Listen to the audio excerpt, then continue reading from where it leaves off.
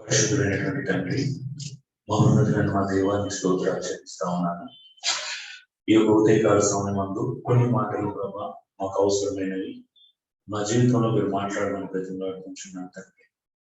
మేము ధ్యానిస్తున్నటువంటి ఒక విశ్వాస యొక్క బాధ్యతల గురించి ప్రభా యొక్క పూర్తి అవగాహనలో నడిపించండి. సంపూర్ణంగా గ్రహించి ప్రభా వాటి ప్రకారం జీవించేలా మేము ఒకరినొకరు కూడికొట్టుకోవడానికి సహాయం దయచేయమని వేడుకొచ్చున్నాం.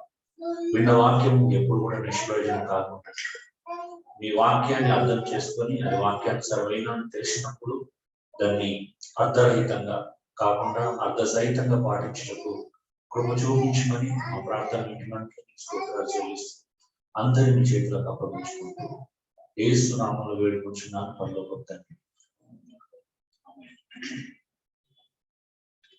ఓకే అండి, మనం చాలా విషయాలు చూసాం. కుటుంబంలో, సంఘంలో, సమాజంలో మూడు పాత్రలు, మూడు ప్లేసులలో మన పాత్ర విషయాన్ని మనం చూస్తా ఉన్నాం.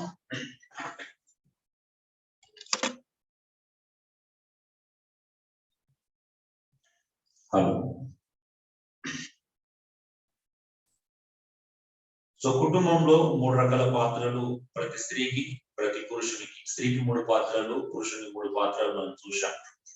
అలాగే స్థానిక సంఘంలో దాదాపు 10 బాధ్యతలు, 10 రకాలుగా సంఘంలో ఒక విశ్వాసి ప్రవర్తించాల్సిన తీరు తన వ్యక్తిగత జీవితంలోనూ, అంటే ఆధ్యాత్మిక జీవితం ఎలా ఉండాలి అని చూసినప్పుడు 10 రకాలుగా తను ప్రవర్తించాలి. ఏం చేసినా ఫస్ట్ సహోదర ప్రేమ కలిగి ఉండాలని చూసాం. తర్వాత సంఘానికి క్షేమాభివృద్ధి కలిగించేటువంటి అద్భుతమైనటువంటి పని మనం కలిగి ఉండాలి. ఏం చేసినా మనం ప్రతి విషయంలో సంఘానికి క్షేమాభివృద్ధి కలిగిస్తున్నామా లేదని చూసుకోవాలని చూసాం. తర్వాత సమాధానాన్ని, ఇతరులతో సమాధానం మనం కలిగి ఉంటున్నామా లేదా చూసుకోవాలని చూసాం. తర్వాత చాలా ఇంకా సహించుకోవాలనుకున్నప్పుడు సంతోషంగా ఉండాలి, సత్క్రియలు చేయాలి, ఇలాంటి మనం దాదాపు సంతృప్తి కలిగి జీవించాలి అని అనేకమైనటువంటి విషయాలు, దాదాపు 10 విషయాలు మనం చూడడం జరిగింది. అది విశ్వాస ఒక గుర్తు. ఒక విశ్వాసి ఇతర క్రైస్తవుడానికి గుర్తు. బాధ్యతలు అనుకోవచ్చు, ఇంకా దానికంటే మంచిగా పలకాలంటే గుర్తులు. ఇది విశ్వాస యొక్క గుర్తు. విశ్వాసి ఇలా ఉండాలి. ఒక సంఘంలో వచ్చినటువంటి విశ్వాసి ఈ గుర్తులు కనిపించాలి కదా. అసలు సమాధానం ఉండాలి, సంతృప్తి ఉండాలి, సంతోషం ఉండాలి, సత్క్రియలు చేస్తూ ఉండాలి, సహోదర ప్రేమ కలిగి ఉండాలి, సంఘానికి క్షేమాభివృద్ధి కలిగిస్తూ ఉండాలి. ఇవన్నీ విశ్వాస యొక్క గుర్తులు. అక్కడ మనం చూసిన ప్రతిదీ కూడా సహించుకోవాలి. ఒకరు బలహీనతలు అన్ని, అంటే ఇవన్నీ విశ్వాసం చూడకనపోయిన విశ్వాసి. ఎందుకంటే ఈ విశ్వాసకి 10 గుర్తులు ఉండాలి. సో ఏమన్నా మిస్ అయితే మీరు చెప్పుకోవచ్చు. ఇంకా అంటే మీకు అన్ని కనిపిస్తాయి. ఇంకా సువార్తను ప్రకటించాలి. అఫ్ కోర్స్ అది మనం సమాజం వెలుపల చేసేటువంటి ఒక మహత్తరమైనటువంటి కార్యం. స్థానిక సంఘంలో మనం ఈ 10 గుర్తులు కలిగి ఉండాలి ఒక విశ్వాసిగా. ఎందుకంటే ఇవే మాటలు పదే పదే పత్రికలో మనం చాలా రిపీట్ అయ్యాయి. అందుకే ఒక్కొక్క మాటకి దాదాపు ఒక్కొక్క గుర్తుకి మళ్ళీ 7-8 రిఫరెన్స్లు పైగానే మనం చూసాం కదా. దాదాపు 7-8 రిఫరెన్స్లు పైగా, ఒక రిఫరెన్స్ కాదు, ఒక్కసారి ఏదో ఎక్కడో మెన్షన్ చేయబడినటువంటి మాటలు కాదు మనం చూసినవి కూడా కదా. దాదాపు బైబిల్ అంతట్లో పదే రిపీట్ అవుతున్నటువంటి విషయాలు. సో ఇది అండి. ఇప్పుడు సంఘంలో అయిపోయింది, సమాజంలో కొద్దాం. ఎఫెసీయులో రాసిన పత్రిక 6వ అధ్యాయం 5 నుండి 9 వచనాలు దయచేసి ఎవరైనా చదవండి.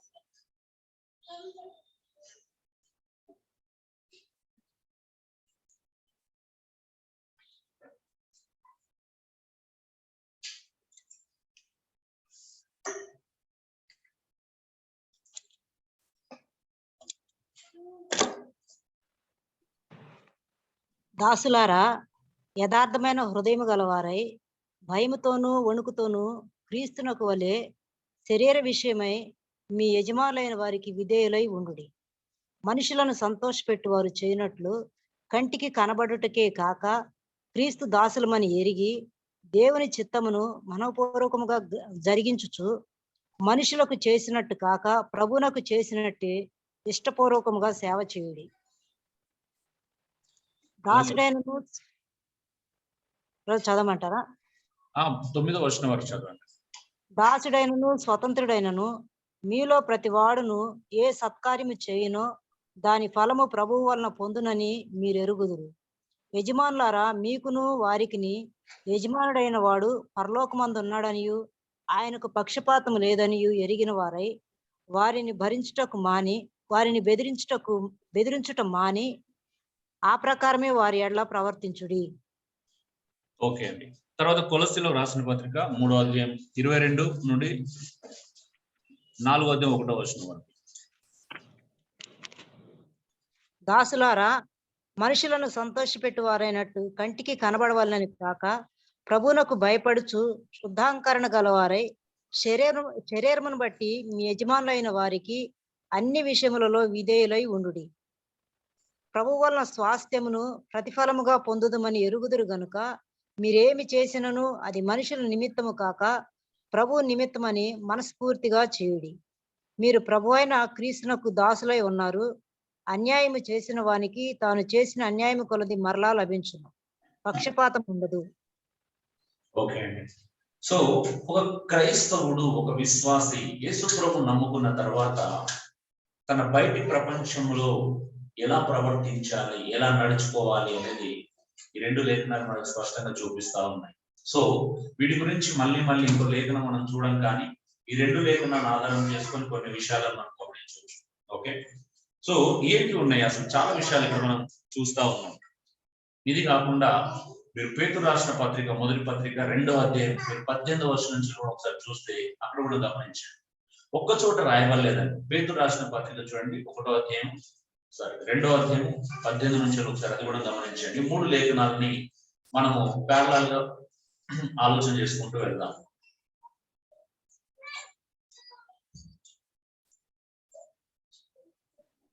చదవండి.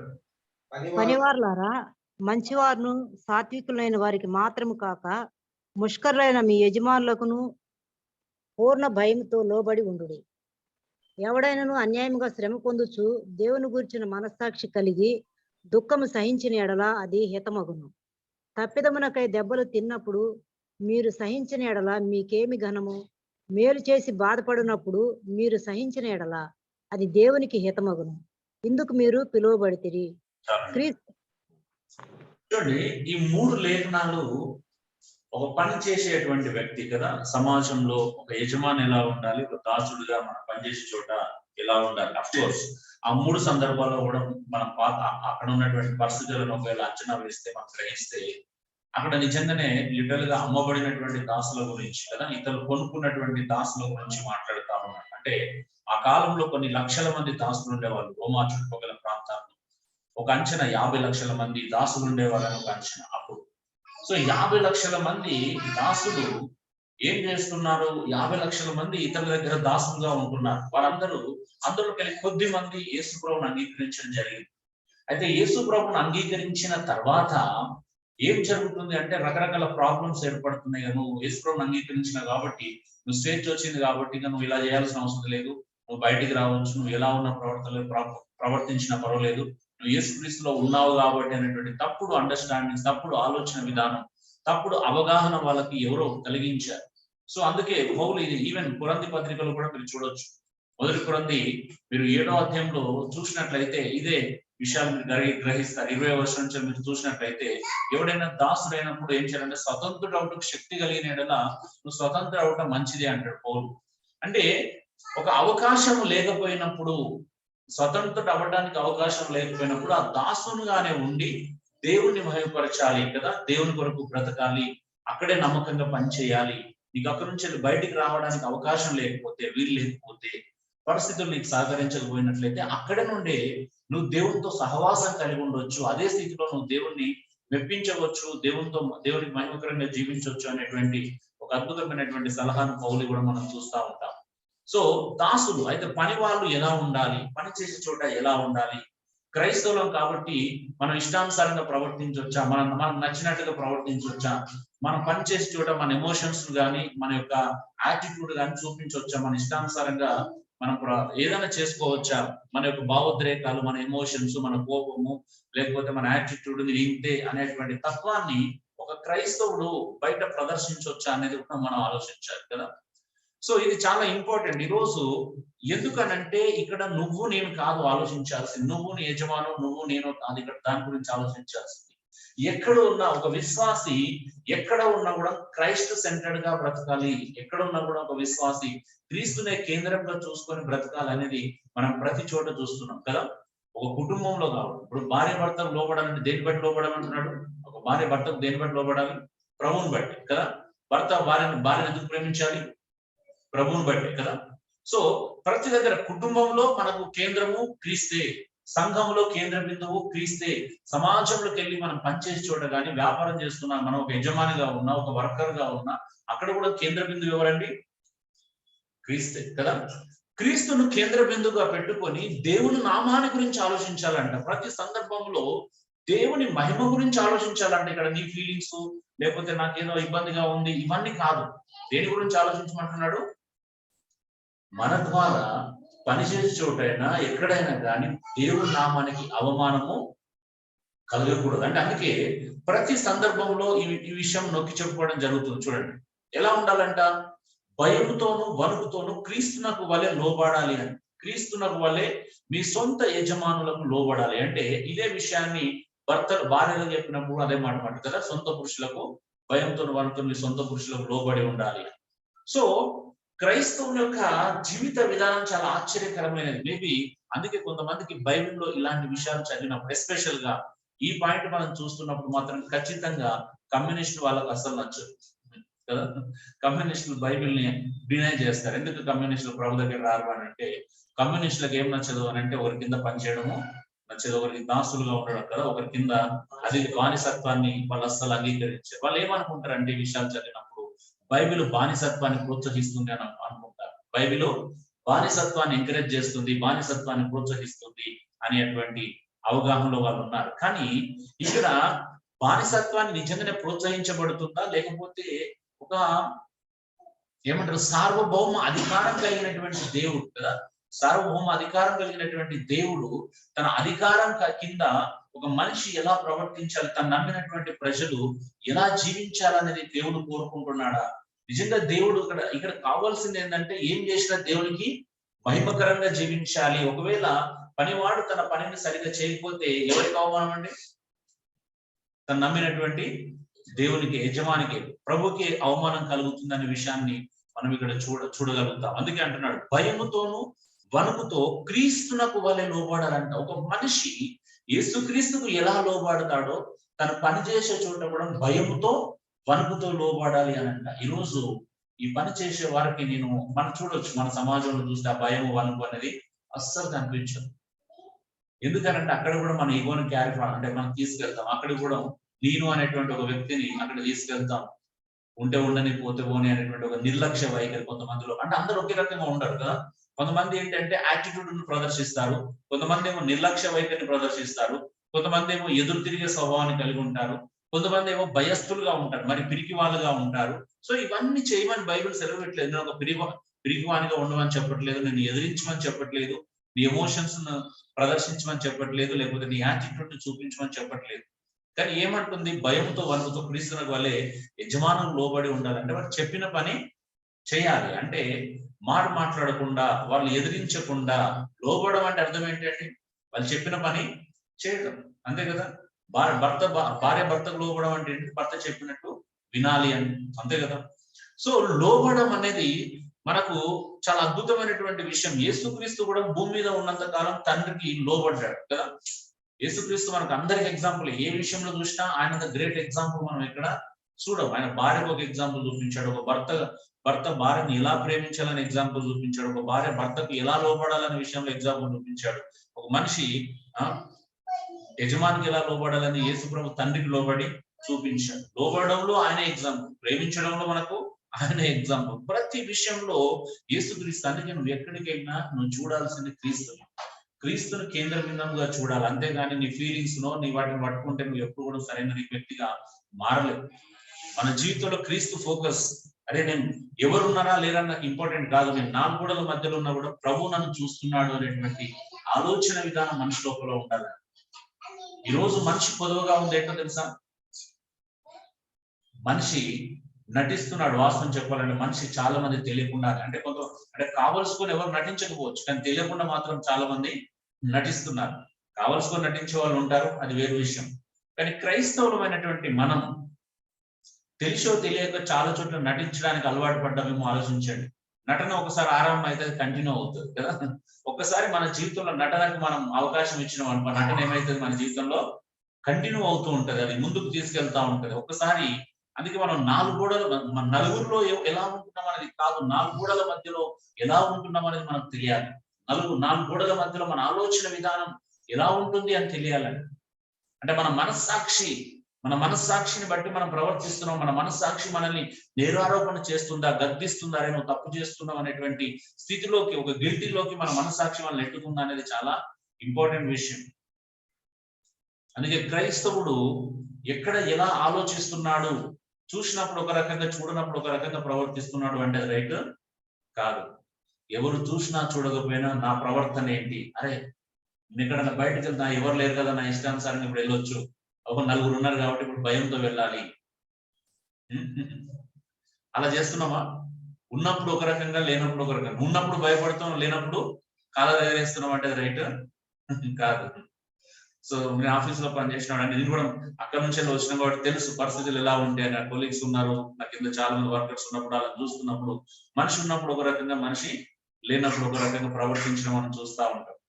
ఆఫీస్ లో వాళ్ళు కూర్చున్న విధానం కూడా కదా, ఉన్నారు అని అంటే భయంగా నిలబడి ఉంటారు, కూర్చోరు. ఎవరు లేరు అని అంటే కాళ్ళ మీద కాలేసుకుని ఆఫీసర్తో మాదే అన్నట్టుగా కూర్చోవడం మనం చూస్తూ ఉంటాం. సో కొంతమందికి ఎంత భయం ఉంటది అంటే, మాకు ఆఫీస్ నుంచి వెళ్ళి మా ఈడీ ఫోన్ చేసినప్పుడు సూపర్ పక్కన కూర్చుంటాం కదా, ఫోన్ రాగానే సార్ అని తెలియగానే లేచి నిలబడి మాట్లాడుతుంది. సో నేను అనేది ఫోన్ పెట్టిస్తాను, కూర్చొని కూడా మాట్లాడచ్చు సార్ కనిపించేదని. సో కొంతమంది అంటే మరి అంత అది కూడా ఉంటది. అంటే కొన్నిసార్లు అంటే భయం అంటే తెలుస్తుంటది వాళ్ళ లోపల ఎంత భయం ఉంది, సార్ అనగానే ఆ వణుకు ఎలా ఉంటుంది అని నేను చాలాసార్లు సందర్భాలు చూడడం జరిగింది. సో అందుకే ఒక యజమాని పట్ల మనకు భయం ఉండాలి. భయం కూడా ఎలాంటి భయం ఉండాలి అంటే, ఆగ్రహ భయం ఎప్పుడు కూడా ఉండకూడదు. అది కూడా నేను చెప్తున్నాను. ఒక మనిషికి ఏం భయం ఉండదు తెలుస్తుందా? ఆగ్రహ భయం ఉండదు. అంటే నన్ను తిడతాడు, కొడతాడు అనే భయం ఎప్పటికీ ఉండకూడదు. ఎవరన్నా మనల్ని ఏమన్నా అంటారా అనే భయం ఉంటే అది రైట్ కాదు, ఆ భయం సరైనది కాదు. ఎందుకంటే ఇప్పుడు సంపదాన్ని ఏమన్నా అనుకుంటాడు కావచ్చు అని మీరు భయపడరు అనుకో, మార్పు చెందలేదు, మార్పు జరగదు. అన్న ఏమంటాడు అని భయపడడం కాదు. భయం అనేది ఎలా ఉండాలి అంటే, మనస్సాక్షిని బట్టిన భయం ఉండాలి. భయము ఆగ్రహ భయం బట్టి కోప్పడతాడో తిడతాడో అనే భయం కంటే కూడా మనస్సాక్షిని కలిగిన భయము మనిషిని మంచి వ్యక్తిగా మార్చగలుగుతుంది. ఆమేన్. సో ఈ రోజు మన భయం ఎందుకు? మనస్సాక్షిని బట్టి భయపడుతున్నామా, లేకపోతే ఆగ్రహ భయాన్ని బట్టి భయపడుతున్నాం? తిడతాడో కొడతాడో అనే భయం అయితే అది సరైన భయం ఎప్పుడు కూడా కాదు. యేసుక్రీస్తు పట్ల కూడా దేవుడు శిక్షిస్తాడని భయపడే వాళ్ళు సరిగా ప్రవర్తించలేరు, అవునా? శిక్షకు భయపడే భయం సరైనది కాదు. ఏ భయం సరైనది? మనస్సాక్షి ఉంటుంది చూసినావు, నీ లోపల నీ కాన్సెన్స్ అనేది ఏం చెప్తుంది, నీ లోపల నీ మనస్సాక్షి నేను గిల్టీగా ఫీల్ అయ్యేలా చేస్తుందా? సో ఆ గిల్టీ నుంచి అది బయటికి రావాలా, ఆ గిల్టీ నుంచి ఏం కావాలి, బయటికి రావాలి. సో అది అండి, అంటే భయము అనేది కేవలం ఆగ్రహాన్ని బట్టో, కొడతారనో తిడతారనో రకరకాల ఆలోచనలతో కూడిన భయం ఎప్పుడు కూడా సరైనది కదా. వ్యక్తి మారడు. నేను కూడా అదే కోరుకుంటాను. కొంతమంది ఇంట్లో నాకు భయపడితే ఆ భయం సరైనది కాదు. అన్న ఏమంటాడు అనే భయం కంటే మనస్సాక్షిని బట్టి అరే మంచిగా ఉండాలి కదా, సర్దుకోవాలి, నీట్గా తిడతాడనే భయం మనిషిని ఎప్పటికీ మార్చదు, అవునా? కొడతాడు అనే భయం మనిషిని మార్చదు. నేను ఆ భయాన్ని నా పిల్లలు కూడా ఇవ్వలేదు. ఎందుకంటే తిడతాడేమో కొడతాడేమో అనే భయము మనిషిని ఏం చేస్తా అంటే నటించేవాళ్ళు చేస్తా. అంటే అప్పుడు ఏం చేస్తాడు, నేను రాగానే సిట్ రైట్ అవుతాడు, అవునా? నీకు అనిపించగానే సిట్ రైట్ అయిపోతుంది. లేకపోతే ఏం చేస్తాడు, ఇష్టానుసారంగా ప్రవర్తన. మనిషి నేను లోపలికి వెళ్ళి మార్పునే కోరుకుంటున్నాను. మనిషికి సంఘంలో అయినా కుటుంబంలో అయినా ఇంటర్నల్ గా చేంజ్ రావాలి కదా. మనిషి మారాలి, మారడం ఇంపార్టెంట్. ఎవరైనా కావచ్చు, తమ్ముడైనా. భయపడితే ఏం లాభం, గట్టిగా భయపడితే ఏం లాభం? మార్పు జరగాలి. లోపలికి వెళ్ళి మారినప్పుడు ఆ భయం వల్ల ప్రయోజనము లేదు. అన్న ఏమంటాడు, మా బావ ఏమంటాడో, లేకపోతే మా డాడీ ఏమంటాడో, మా కొడుకు ఏమంటాడు, ఇలాంటి భయాలు సరైనవి కాదు. అలాంటి భయాలు ఏం చేస్తాయి అంటే, ఉన్నప్పుడు ఒక రకంగా, లేనప్పుడు ఒక రకంగా ప్రవర్తించేలా చేస్తాయి. సో అందుకే అండి, సరైన భయం సరిగానే ఉండాలి. భయం అని అంటే నేను 4 గోడల మధ్యలో కూడా భయపడతాను, ఎవరేమన్నా ఏమనుకుంటున్నా అంటే దేవుడు చూస్తున్నాడు అనే భయం ఉంటుంది. తప్పు చేస్తున్నప్పుడు, తప్పు చేయాలి, తప్పుడు ఆలోచన వచ్చినప్పుడు, ఎవరు నన్ను ప్రేరేపిస్తున్నప్పుడు పర్లేదు మనం వీటి కోసం ఇది చేయొచ్చు అన్నప్పుడు అక్కడ మనసాక్షి నన్ను ఆలోచింపజేస్తుంది. ఇప్పుడు నేను ముందుకు వెళ్ళొచ్చా వెళ్ళకూడదు, ఆ మనసాక్షి మాట వింటా. సలహాలు కాదు, అందరూ ఏదో చెప్తా ఉంటారు మనకి. ఫైనల్ గా ఎవరి మాట వినాలి? ఆ మనసాక్షి ఒకటి చెప్తుంది. నేను మనసాక్షిని దాటి వెళ్ళలేదు కదా, అక్కడ నిర్ణయం తీసుకుంటాను. ఆ మనసాక్షిని బట్టి నిర్ణయం తీసుకుంటాను కృష్ణ. అది అంటే బైబిల్ కాలేజ్ లో ఉన్నప్పుడు మాకు ఎలా ఉంటదంటే అన్ని పనులు చేయాల్సి వస్తుంది. ఈవెన్ వాష్రూమ్స్ క్లీన్ చేయాలి, సో వెషల్స్ క్లీనింగ్ ఉంటుంది, గార్డెనింగ్ ఉంటుంది, అన్నీ ఉంటుంది.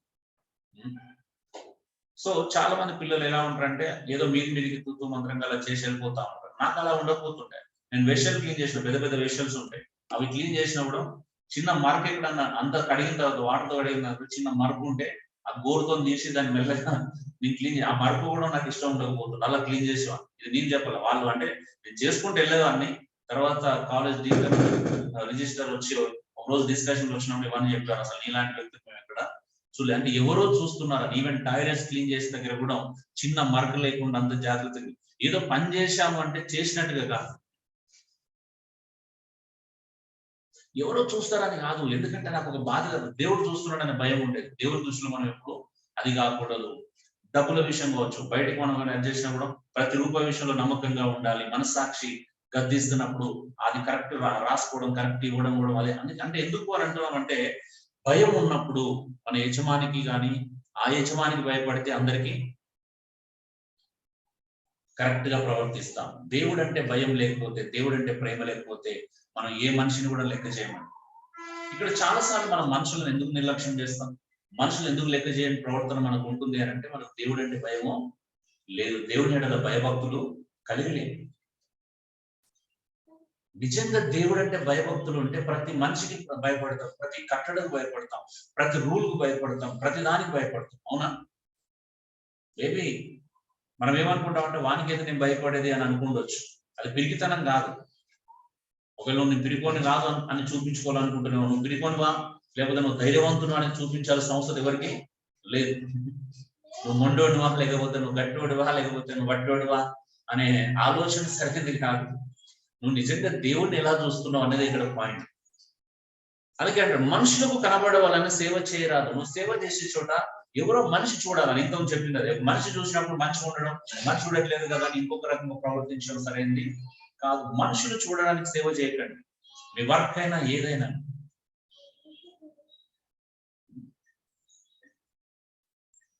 అంటే ఒక యాటిట్యూడ్, అంటే ఈరోజు నేను అకౌంట్స్ రాసుకుంటున్నా అంటే ఎవరో చూస్తారు, ఎవరికో నేను లెక్క అప్పగించుకోవాలన్న భయంతో చేయట్లేదు. నా కొరకు దేవుడు చూస్తున్నాడు, ప్రతి రూపాయి నేను దేవుడికి నమ్మకంగా ఉండాలనే విషయాలతో రాసుకుంటా ఉంటాను. అంతేగాని నన్ను ఎవరు లెక్కలు అడుగుతారు చెప్పండి? అకౌంట్స్ ఎవరు అడుగుతారు? సో వీళ్ళు కోపం వస్తే నీకు 10 రూపాయలు ఇచ్చిన రాసుకునేది లేకపోతే నాకు నచ్చకపోవచ్చు, కానీ నేను రాసుకుంటుంది నీకు నచ్చడానికి నాకు అకౌంటబిలిటీ మెయింటైన్ చేసుకుంటాను దేవుడికి నాకు మధ్యలో. సో ఏదైనా కావచ్చు, మనుషులకు కనబడాలని మనం సేవ చేయాలి, ఎవరి కోసం కాదు. నీకు దేవుడు అంతే, నువ్వు దేవుడు అంతే. ప్రతి చోట గుర్తుపెట్టుకోండి. ఒక భార్యను ప్రేమించాలన్నా నేను దేవుడిని చూసి ప్రేమించాను కదా, దేవుడు ప్రేమించమన్నాడు కాబట్టి ప్రేమించాలి. భార్య భర్తకు లోపడాలంటే దేవుడు లోపడాలి. ప్రతి దాంట్లో నువ్వు దేవుడు నీకు మధ్యవర్తి అయి ఉండాలి, దేవుడు నీ సెంటర్ అయి ఉండాలి, అందులో క్రీస్తు నువ్వు కేంద్ర బిందంగా చూసుకోవాలి. అప్పుడే నువ్వు దేవుడు ముందుకు సాగగలుగుతావు. దేవుడు నీ యాటిట్యూడ్ చూస్తాడు, అక్కడ నువ్వు ఎలా ప్రవర్తిస్తున్నావు. అలాంటి వారిని దేవుడు ఖచ్చితంగా ముందుకు తీసుకెళ్తాడు. మన సామెత గ్రంథంలో చూశాం కదా, తన పనిలో నిపుణత గలవాన్ని చూశావా, అతడు సామాన్యులు ఎదుట కాదు రాజులు ఎదుట నిలబడతాడట. పని రాను ఎవడు తీసుకెళ్ళాడు. ఒక రాజు పని చేయించుకోవాలనుకుంటే ఆర్డినరీ పీపుల్తో చేయించుకోడు, అవునా? ఆ పనిలో ఉత్తీర్ణులైనవన్నీ తీసుకుంటాడు. నిన్న రఘు నేను ఫోన్ లో మాట్లాడుకుంటున్న విషయాన్ని, ఒక టాపిక్ వచ్చింది. ఆ టాపిక్ లో అంటున్నాడు అంటే ఒక మెకానిక్, అంటే వాళ్ళకి తెలిసిన ఒక అంకుల్ మెకానిక్ ఉన్నాడు. సో ఆ మెకానిక్ కూడా అంటే అంత పేరు ఎందుకు వచ్చింది? ఊరికే రాదు కదా. బుల్లెట్ మెకానిక్ అంటే మెకానిక్ దగ్గరికి వెళ్ళి పని చేసినా కూడా ఫస్ట్ వాళ్ళు ఆ పని చేసే వాళ్ళని అంటే బయటకు ఆ పని ఎవరైతే మెకానిక్ దగ్గర నేర్చుకోవడానికి వెళ్ళే వాళ్ళ దగ్గర వాళ్ళు ఎలా రూడ్గా బిహేవ్ చేస్తారో చూడొచ్చు కదా. ఎవరు సాఫ్ట్ గా బిహేవ్ చేస్తారా? అరేంజ్లతో కొడుతారు, ఇష్టానుసారంగా అరే గద్దిస్తారు. వాళ్ళకి ఎప్పుడు ఏం పని చేస్తారు? అన్ని క్లీనింగ్ పనులే అప్పగిస్తారు. కొన్ని సంవత్సరాలు ఒక మెకానిక్ పని రావాలంటే కనీసం తక్కువ 3 నుంచి 6 సంవత్సరాలు ఓపిక చేసినానికే వస్తుంది. అదే కదా. ఎప్పుడన్నా చూశారంటే 1-2 years లో మెకానిజం నేర్చుకొని బయటకు వచ్చిన ఎక్కడన్నా చూశారు చరిత్రలో? చూడరు, అవునా? అంటే కనీసం ఎంత ఉండాలా? 4 సంవత్సరాలు ఓపికగా ఉన్నోడికే అది వస్తుంది పని. మంచి మెకానిక్ అవ్వగలుగుతాడు కదా. ఒక మంచి మెకానిక్స్ ఈరోజు ఎంత పేరు ప్రఖ్యాతలు ఉన్న మెకానిక్స్ ఎంత మామూలు విషయం కాదంటే. మెకానిక్ అంటే ఆర్డినరీగా ఉన్న మెకానిక్లు ఉన్నారు, ఉన్నతమైన స్థాయిలో ఉండే మెకానిక్స్ ఉన్నారు. మాకెందుకంటే మేము ఫ్యాక్టరీలో జాబ్ చేసిన మా ప్యానల్ బోర్డు చిన్న ప్రాబ్లం వస్తే ఎలక్ట్రీషియన్ కోసం 2 రోజులు ఫ్యాక్టరీ మూసుకోవాల్సి వస్తుంది. ముంబై నుండి రావాలా అతను, ఎంత వాల్యూ పిక్ చేసుకోవాలి, హోటల్లో పెట్టాలా, అన్ని అరేంజ్ చేయాలి, మళ్ళీ వేలు డబ్బులు ఇవ్వాలి.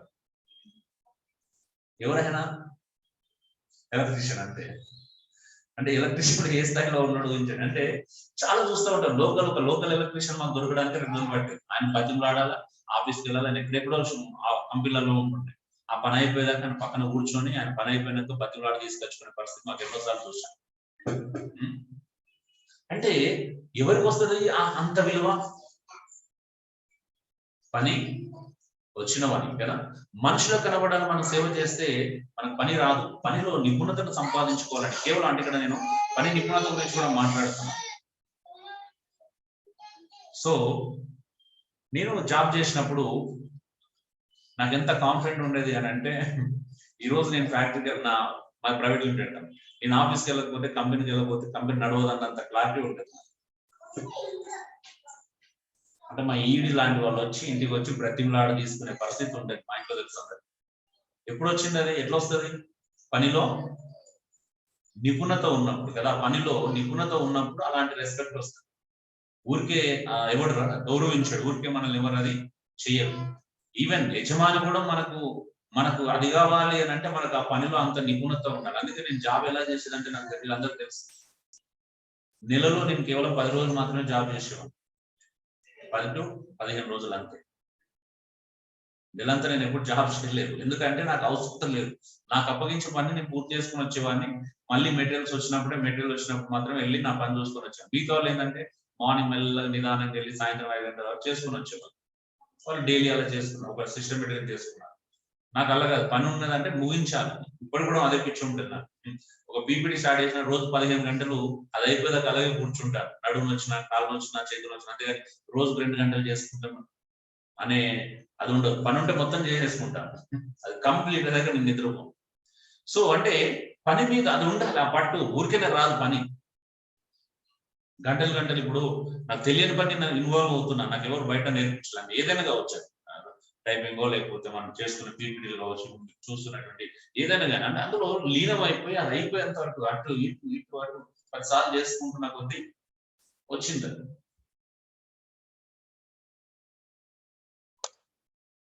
మనకి ఇంట్రెస్ట్ ఉండాలండి. నాకు కూడా మిషన్స్ ఆపరేటింగ్ ఎవరు నేర్పించలేదు ఆ కంపెనీలో. సార్ సీరియస్ గా నేర్పించమని చెప్పారు, కానీ వాళ్ళు నేర్పించదా. ఎవరు లేనప్పుడు అర్ధరాత్రి నేను ఒక్కనే ఆన్ చేసుకొని ప్రాక్టీస్ చేశాను.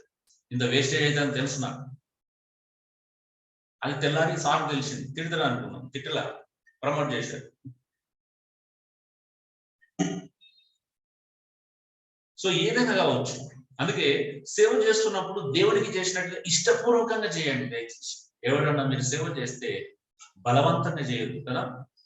ఈరోజు చాలా మంది బలవంతంగా తప్పదు, ఇంకా జీతం రావాలనో లేకపోతే ఇంకా తప్పదు అనే ఉద్దేశంతో చేస్తున్నారండి. అది కాదండి. పనిని ఇష్టపూర్వకంగా చేయడం నేర్చుకుంటే ఏ పని అనుకోవచ్చు. నేను ఈ పనిని ఇష్టపూర్వకంగా చేస్తున్నాను. నువ్వు దేవునికి సంఘంలోకి వచ్చినప్పుడు ఏదైనా ఇతరులకు క్షేమాభివృద్ధి కలిగి ఇష్టపూర్వకంగా రావాలి. ఏదో ఒకటి చెయ్యాలని ఇష్టపూర్వకంగా ఉన్నప్పుడు నీకు ఒత్తిడి అనిపించదు, బలవంతంగా అనిపించదు. లేదంటే సంఘం నీకు ఎలా అనిపిస్తుంది అంటే ఏదో ఒత్తిడితో కూడుకున్నటువంటి విషయంగా అనిపిస్తుంది. అబ్బో తప్పదా, ఇక వెళ్ళాల్సిందేమో, వెళ్ళకపోతే అన్న వాళ్ళు ఏమనుకుంటారు, వాళ్ళేమో. ఇలాంటి ఒత్తిడి ఉండకూడదు. ఒక స్వేచ్ఛ ఉండాలి, ఒక లైఫ్ అంటే ఒక ఇష్టం ఉండాలి. మనం ఎక్కడికి వెళ్ళినప్పుడు నేను ఈరోజు ఇది చేయడానికి వెళ్ళాలి అనే ఆశ ఉండాలి. సేవ కూడా దేవుడికి చేసినట్టు చేయాలండి. పని చేసే దగ్గర దేవునికి చేసినట్టు ఇష్టపూర్వకంగా సేవ చేయమంటున్నాడు. సనుక్కుంటూ గొనుక్కుంటూ చేస్తే దేవుడు సనిగే ప్రజలను, గొనిగే ప్రజలను ఎక్కడ దేవుడు లైక్ చేసినట్టుగా మన బైబిల్ చరిత్రలో చూడ. అసలు ఎవరు లైక్ చేస్తారంటే సనిగే వాళ్ళని, అవునా? పోనీ మీరు మీ భార్య సనుక్కుంటూ పెట్టిందనుకో, రోజు మస్తు హార్డ్ వర్క్ చేస్తుంది, మార్నింగ్ లేచి 5 గంటల నుంచి రాత్రి 12 గంటల దాకా నాన్ స్టాప్ హార్డ్ వర్క్ చేస్తుంది. సనిగింది అనుకో, మీకు ఎలా ఉంటుంది? వర్క్ చేస్తుంది కానీ సనిగితే ఎలా ఉంటుంది? ఇష్టం అనిపిస్తుందా? వాల్యూ ఉంటుందా పనికి? ఉండదు.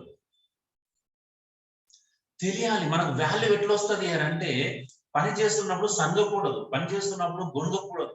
నువ్వు పని సనగకుండా గొణగకుండా పని చేసినప్పుడే నువ్వు ఇష్టంతో పని చేస్తున్నావు ఎదుటి వ్యక్తికి అర్థమవుతుంది. ఆ ఇష్టంతో పని చేసినప్పుడు నీకు ఫస్ట్ కష్టం అనిపించదు, రెండోది పని పట్ల నీకు శ్రద్ధ పెరుగుతుంది, త్వరగా నీకు పని నేర్పించాలనే ఆసక్తి కూడా ఇతరులు కలుగుతుంది. ప్రతి చిన్నదికి మనం సనుగడం గొనగడం చేసినాం అనుకో ఎవరికి ఇష్టం ఉండదండి పని నేర్పించి. ఎప్పుడు నాకు ఇదే పని చెప్తావు, ఎప్పుడు అదే చెప్తావు అని. ఇప్పుడు మెకానిక్ ఊరికే చూడండి, మీరు కావాలంటే టెస్ట్ చేయండి ఒకసారి మెకానిక్ షాప్ లోకి. ఇంకా మెకానిక్ షాప్ ఒక ఎలక్ట్రీషియన్ దగ్గర ఉండి చూడండి, ఏదైనా ఎక్కడైనా కానీ. అవునా?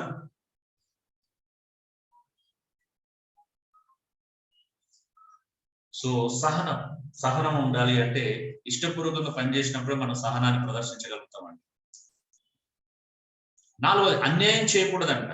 పనిచేసే చోట ఏముండకూడదు, అన్యాయం చేయకూడదు అంటున్నాడు.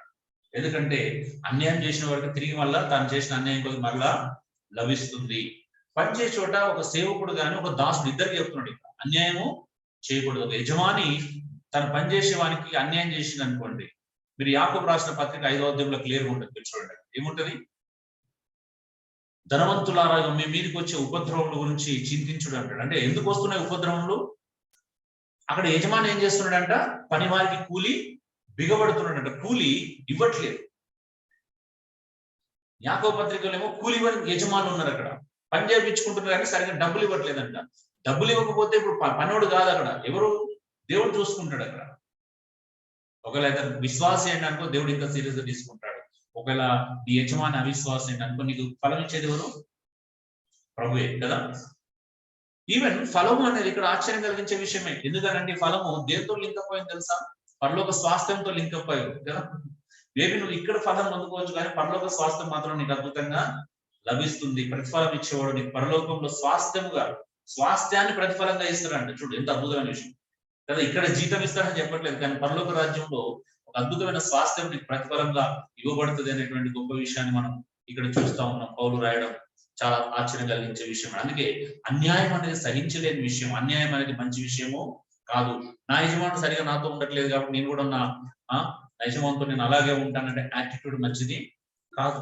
నీ యజమాని నేను ఒకవేళ మోసం చేసినా, నీ జీతానికి తగినటువంటి ఏమంటారు నీ వర్క్, నీ హార్డ్ వర్క్ తగిన జీతం ఇవ్వకపోయినా విశ్వాసం ఉండాలండి. నిజంగా చెప్తున్నాను, దేవుడు నన్ను చూస్తున్నాడు, దేవుడు నాకు న్యాయకర్త, దేవుడు నాకు మంచి చేస్తాడని నమ్మకం ఎవరి లోపల ఉండి ఆ నమ్మకంతో ఎవరైతే విశ్వాసంతో పనిచేస్తారో నిజంగా దేవుడు ఆ విశ్వాసాన్ని బట్టి వాళ్ళని అడుగు ముందుకు తీసుకెళ్తాడు. నీ పనిచేసి చూడ నీకు అది ఉందా, నా దేవుడు నన్ను అది చేస్తాడు. నేను 99లో మానేసినటువంటి అదే ఫ్యాక్టరీకి 2007లోనో 8లోనో మళ్ళీ వెళ్ళాను. పని చేయాలి కాబట్టి పెళ్ళైంది ఎప్పటికీ 5లో మ్యారేజ్ చేయాలి. సో పరిస్థితులు ఎలా ఉన్నా ఏదో ఒక పని చేసుకోవాలి అనుకొని వెళ్ళాను.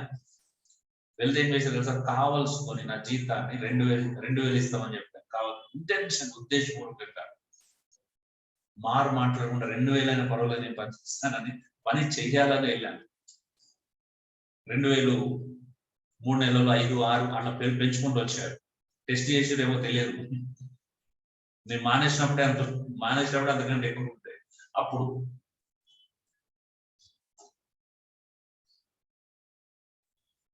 సో ఎందుకు అంటే మనం నిజంగా కరెక్ట్ గా ఉంటే దేవుడు ఎప్పుడు అన్యాయస్తుడు కాలేడండి. దేవుడు మనకు న్యాయం చేసేటువంటి గొప్ప దేవుడు.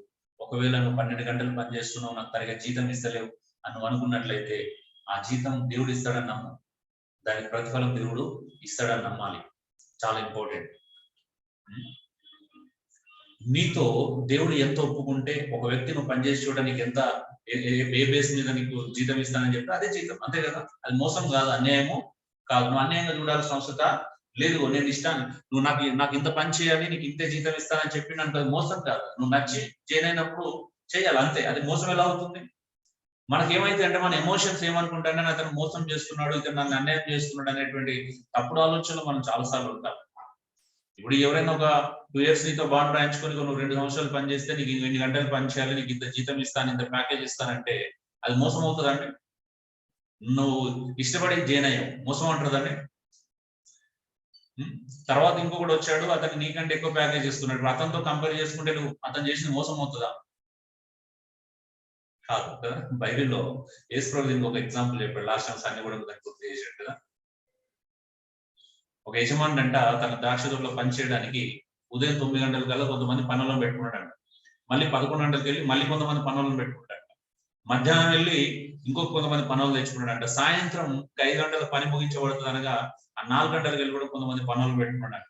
ఈ 4 గంటలకు వచ్చిన పనులతో జీతం ఇవ్వడం స్టార్ట్ చేశాడు, కూలి ఇవ్వడం స్టార్ట్ చేశాడు కదా. 4 గంటలకు వచ్చిన వాళ్ళకి ఎంత ఇచ్చాడు? 2 రూపాయలు ఇచ్చాడు. 2 రూపాయలు ఇవ్వగానే ఈ 12 గంటలకు మధ్యాహ్నం 12 గంటలకు వచ్చిన వాళ్ళు ఫీల్ అయిపోయారు, అబ్బా 4 గంటలు వచ్చినానికి 2 రూపాయలు ఇస్తున్నాడు అంటే మాకు ఎక్కువ ఇస్తారు అనుకున్నారు. ఆ తర్వాత 11 గంటలకు వచ్చిన వాళ్ళు ఇంకా ఎక్కువ ఇస్తారని ఎక్స్పెక్ట్ చేశారు. 9 గంటలకు వచ్చిన వాడు ఇంకా ఎక్కువ ఇస్తారని ఎక్స్పెక్ట్ చేశారు. కానీ అందరికి సమానమైన కూలిని ఇచ్చాడంట ఆయన. 9 గంటలకు వచ్చిన వాళ్ళకి 11 గంటలకు వచ్చిన వాళ్ళకి ఏమైంది? కోపం వచ్చింది, అడిగారు కదా. కోపం వచ్చి అడిగారు, మేము 9 గంటల నుంచి నిర్విరామంగా ఇక్కడ కష్టపడి పని చేస్తున్నాడు, ఇంత గంట వచ్చారు, వాళ్ళకు మాకు అన్యాయం చేస్తావా, వాళ్ళని మమ్మల్ని సమానంగా చూస్తావా అని అడిగారు. ఆవిడ ఆయన ఏమన్నాడు యజమానుడు, నీతో ఒప్పందం అదే, నువ్వు 9 గంటలకు వచ్చి 5 గంటల వరకు పని చేస్తే నీకు నేను 2 రూపాయలే నీకు ఒప్పందం చేస్తున్నాను, నీకేమన్నా నేను అన్యాయం చేశానని అడిగాడు. ఒప్పందం ప్రకారమే కదా నేను ఇచ్చింది, ఆ వచ్చిన వాళ్ళు కూడా ఇవ్వడం నాకు ఇష్టమే, నా డబ్బు నా ఇష్టం వాళ్ళకి ఇస్తాను, అసలు నువ్వెవరు అడగటానికి, నీకు ఎక్కడ హక్కు ఉన్నదని అడిగాడు. ఏం లాజిక్ కదా కదా, అది యజమాని ఇష్టం. నువ్వు ఒప్పందం ప్రకారం చేస్తున్నావా లేదా, నీ ఒప్పందాన్ని మీరి నీకు అన్యాయం చేస్తే వేరు. తర్వాత వచ్చిన వాళ్ళకి ఇంత ఇచ్చిండు అంత ఇచ్చిండు అని అంటే ఆయన ఇష్టం, ఆయన జీతం ఆయన ఇష్టం, ఆయన డబ్బులు, మనకు అడిగే హక్కు లేదు. సో నిజంగా బైబిల్ ఒక మనిషిని అద్భుతమైనటువంటి ఆలోచన విధానంలో తీసుకెళ్తాడు కదా. అందుకని ప్రతి సత్కార్యం ప్రతిఫలం దేవుడే ఇస్తాడని సేవ చేయాలి. నువ్వు చేసిన ప్రతి మంచి పనికి దేవుడు నీకు ప్రతిఫలం ఇస్తాడు. దేవుడు నీకు అన్యాయస్తుడు కాడు, దేవుడు న్యాయం చేస్తాడండి. నీ నమ్మకత్వాన్ని దేవుడి దగ్గర నువ్వు ప్రూవ్ చేసుకుంటే, నీ నమ్మకంగా నువ్వు జీవిస్తే, నీ బ్రతుకు నువ్వు కరెక్ట్ నమ్మకంగా జీవిస్తే దేవుడు మర్చిపోడు. నేను ఇది ఉండాలండి, దేవుడితో ఏముండాలి, ఒక సంబంధం ఉండాలి, ఒక లింక్ ఉండాలి. నా దేవుడు నన్ను చూస్తున్నాడు ఎలా అనే ప్రశ్న రాకూడదు. అఫ్ కోర్స్ నేను రాదు అని చెప్పలేను, మనుషులు బలహీనం కాబట్టి, బలహీనమైనటువంటి స్థితిలో మనం ఉన్నాం కాబట్టి కొన్నిసార్లు ఎలా బ్రతుకుతాం, దీంతో ఇది ఎట్లా అడ్జస్ట్ అయితే మనకు సరిపోతే, రోజుల తరబడి ఇదే జీతాన్ని పనిచేస్తున్నాం, మరి ఇంకా జీతం పెరగకపోతే ఎలా అనే డౌట్స్ ఉంటాయి మన లోపల. ప్రాబ్లమ్స్ ఉండొచ్చు, తప్పు కాదు, ఎందుకంటే హ్యూమన్ నేచర్, హ్యూమన్ టెండెన్సీ అలా ఉంటుంది మనకి. కానీ అయినప్పటికీ కూడా ఏంటంటే దేవుడు ఉన్నాడు కదా అనే విశ్వాసంలోకి రావాలి. ఆ విశ్వాసంలోకి వచ్చి, అంటే దేవుడు చూడు అంటున్నాడు. అందుకే పనిచేసేటప్పుడు ఎవరు చూడకూడదంట, నువ్వు జీతం ఇచ్చే దగ్గర దేవుణ్ణే చూడాలి కదా, పనిచేసే దగ్గర దేవుణ్ణే చూడాలి. ప్రతి చోట నువ్వు దేవుణ్ణే చూడు అంటున్నాడు.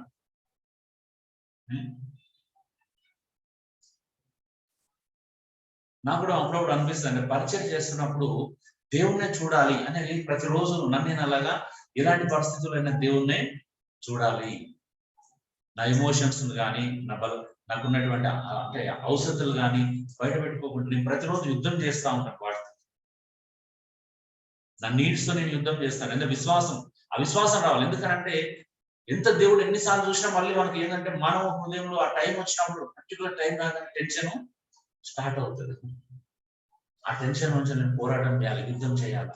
అయ్యా నా ప్రభు ఉన్నాడు కదా, ఆయన చూసుకుంటాడు, మనకెందుకు ఇదంతా, ఆయన చూసుకుంటాడు అనేటువంటి ఆ విశ్వాసంలోకి వచ్చినప్పుడే మనం మనుషులందరినీ సమానంగా చూడగలుగుతాం, సమాన స్థాయిలో ప్రేమించగలుగుతాం, ఒకే రకంగా చూడగలుగుతాం. లేదు అంటే మనిషి ఏం చేస్తాడంటే ఇచ్చటోళ్ళని ఒక రకంగా చూస్తాడు, ఇవన్నీ ఒక రకంగా చూస్తాడు. అది భయంకరమైన చెడు స్వభావంలోకి మనం వెళ్ళిపోతాం. అందరినీ ఒకే స్థాయిలో, ఒకే గౌరవం అంటే ఒకే స్థాయిలో ప్రేమించడం అనేది రావాలి అంటే మనం దేవుణ్ణే చూడాలి. అది పనిచేసి చూడ కావచ్చు, ఎక్కడ కానీ ప్రతి సత్కార్యానికి ప్రతిఫలం దేవుడే ఇస్తాడు. ఇంకా ఏమంటున్నాడు తెలుసా, ప్రభు వల్ల స్వాస్థ్యం పొందుదు అనంటే, స్వాస్థ్యం పొందుదని ఎరిగి సేవ చేయాలంట. స్వాస్థ్యం ఎవరి వల్ల పొందుతాం? ప్రభు మనకు ఒక అద్భుతమైన స్వాస్థ్యం ఇవ్వబోతున్నాడు. ఆ స్వాస్థ్యం ఎదుగుమని మనం సేవ చేయాలి. ఈవెన్ భార్యల విషయంలో కూడా పేతురు అదే మాట అంటారు కదా, వాళ్ళ జీవన కృపావరం విషయంలో మీతో పాలువారు కనుక జ్ఞానం చొప్పున వారితో కాపురించాలంటే ఇక్కడి వరకే ఆలోచించొద్దు. వీటన్నిటి వెనకాల ఒక గొప్ప ఆలోచన ఏంటో తెలుసా? ఎక్కడ చూపిస్తున్నాడు అండి పౌలు అయినా, పేతురు అయినా, యాకోబు ఎక్కడ చూపిస్తున్నాడు? పరలోకంలో చూపిస్తున్నాడు, ఇక్కడ కాదు. అద్భుతమైన విషయం కదా. అంటే మన యొక్క ముగింపు, మన యొక్క నిజమైనటువంటి స్టార్ట్అప్ ఎక్కడ ఉంటుంది అంటే పరలోకంలో. అవునా? ఇక్కడ కాదు. ఇక్కడ తచ్చాడితే నీకు అర్థం కాదు ఏ విషయం కూడా. నువ్వు కేవలం భౌతిక సంబంధంగానో లేకపోతే లోక సంబంధంగానో ఈ జస్ట్ ఈ శరీర సంబంధంగానో ఆలోచిస్తే నీకు ఏ విషయం అర్థం కాదు. అందుకే పరలోక సంబంధంగా ఆలోచించాలి ప్రతి విషయాన్ని. నా భార్య ఇక్కడి వరకే కాదు, జీవమైన కృపావరం విషయంలో నాతో పాటు పరలోకాన్ని షేర్ చేసుకోవేటువంటి అమ్మాయి కదా. అలా ఆలోచించినప్పుడు ఏమవుతుంది, ఆమెతో ఎలా ప్రవర్తించాలో కొద్దిగా మన ఆలోచన విధానం మారిపోదా. ఇక్కడి వరకే నా భార్య, అక్కడ భార్య కాదు కానీ అక్కడ నాతో పాటు పరలోకాన్ని షేర్ చేసుకుంటుంది. నాకు ఎలాగ పరలోక రాజ్య ప్రవేశం దొరుకుతుంది, ఆమె కూడా అలాంటి పరలోక రాజ్య ప్రవేశమే దొరుకుతుంది. అంటే అక్కడి వరకు ఆలోచించాలి. ఒక భార్యను, ఒక భర్తను, ఒక సేవకుని, ఒక దాసుని, ఒక యజమానుని ఇక్కడే కాదు, ప్రతి తోటి సహోదరుని ఎక్కడ కలుసుకుంటాం రేపు, అక్కడ కలిసి జీవించేవాళ్ళం. అవునా? ఈ ఆలోచన ప్రతి ఒక్కరికి ఉంటే ఎంత బాగుంటది. అందరం ఎంత అద్భుతంగా మారిపోతాం కదా. సహోదరులతో బాగుంటాం, అన్ని కుటుంబంలో బాగుంటాం, ఉద్యోగం చేసే చోట బాగుంటాం. నచ్చదు ఉద్యోగం చేసే చోట మనకు అనుకూలంగా ఏది ఉండదు. యోసేపు ఎంత మంచి, యోసేపు ఎలాంటి పరిస్థితులు ఎదుర్కొన్నాడు కదా. ఎంత నమ్మకంగా పనిచేసిన యోసేపు భయంకరమైన పరిస్థితులు ఎదుర్కొన్నాడు, ప్రతికూల పరిస్థితులనే ఎదుర్కొన్నాడు. అసలు పోతిఫర్ ఇల్లు దీవించబడడానికి కారణమే యోసేపు. అవునా? బైబిల్ ఎంత అద్భుతమైన మాట. పోతిఫర్ అంటే యోసేపును బట్టి దేవుడు పోతిఫర్ ఇంటిని దీవించాడంట. ఎప్పుడైనా చెప్పగలుగుతారని మన యజమానులు, నిన్ను బట్టి నువ్వు వచ్చిన తర్వాత నా బిజినెస్ డెవలప్ అయిందని చెప్తారా? అప్పుడు కదా మనం అసలు అప్పుడు కూడా మనం మాట్లాడడానికి, నోరు తెరవడానికి అధికారము లేదు. అది అంటే అసలు పనివాడు ఎలా ఉండాలంటే చెప్పగలగాలి, నువ్వు వచ్చిన తర్వాత ఇలా చేంజెస్ స్టార్ట్ అయినాయి, మార్పులు జరిగినాయి. అలాంటి టెస్ట్ మ్యాన్ ఉండాలంటే ఒక పనివానికి ఒక దగ్గర. అంటే నువ్వు వచ్చిన తర్వాత ఇలాంటి వాడిని నేను ఎక్కడ చూడలేదు. ఇంత నమ్మకంగా, ఇంత యథార్థంగా, ఇంత కష్టపడి, ఇంత ఆసక్తిగా, ఇంత శ్రద్ధగా, ఇంత ఇంట్రెస్ట్ పెట్టి పనిచేసే వాళ్ళు మేము ఎక్కడ చూడలేదు. అందరు జీతం కోసం పనిచేసే వాళ్ళు చూసాం కానీ అసలు పని కోసం పనిచేసే వాళ్ళు ఎక్కడ చూడలేదు. అది అంటే టెస్ట్ మ్యాన్. దేవుడు ఎందుకు వస్తాడంటే మనతో అన్యాయం చేసేతో వస్తాడా? సనుకున్న వాళ్ళతో, కొనుక్కున్న వాళ్ళతో దేవుడు ఉంటాడా? ఉండడు. ఇప్పుడు ఉన్నటువంటి ఆ లక్షణాల్లో మనం పెట్టి పనిచేస్తే దేవుడు మనతో ఖచ్చితంగా వస్తాడు. లిఫ్ట్ దేవుడికి ఒక అవకాశం దీక్షగా పెట్టడానికి ఒక ఛాయిస్ ఇవ్వాలి. అవునా? అక్కడ కాకపోతే దాన్ని అక్కడ ఇంకొక దగ్గర పెడతారు. అంటే నిజంగా చెప్తూ నేను నమ్ముతున్నాను, ఈ రోజు విశ్వాసంతో మనం ఉంటే ఎవరైతే మనం చిన్న చూపు వాళ్ళందరూ మళ్ళీ మన దగ్గరికి వచ్చి చేతులు, అంటే చూడు తన సొంత అన్నదమ్ములు తనకంటే పెద్దవాళ్ళు, అందరు పెద్దవాళ్ళు. అవునా? ఎలాంటి పరిస్థితి వచ్చింది? ఆహారం కోసం ఆయన దగ్గర తలదించుకునే పరిస్థితి వచ్చింది. భరించాడు ఆయన అన్నదమ్ములు కదా. వాళ్ళ ద్వేషాన్ని భరించాడు, వాళ్ళ పగను భరించాడు, అన్ని భరించాడు. ఈ రోజు ఎవరైతే నేను అవాయిడ్ చేస్తున్నారో వాళ్ళే మళ్ళీ నీ దగ్గరికి వచ్చి నేను హక్ చేసుకొని నీ చేతిలో రెండు చేతులు వేసి ఇలాంటి వ్యక్తి నేను చూడలేదని చెప్పే పరిస్థితి దేవుడు కల్పించాలని మన జీవితం. అది మనం పనిచేసే చోట అంత అద్భుతంగా ఉండాలి. మా ఆఫీసులో నాకు ఒక్కనే మా సార్ జీతం ఇంటికి తీసుకొచ్చేస్తాను.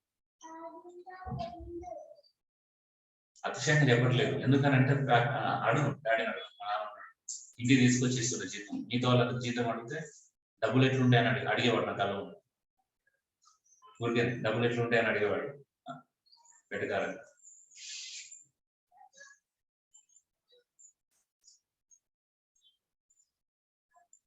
సో మనల్ని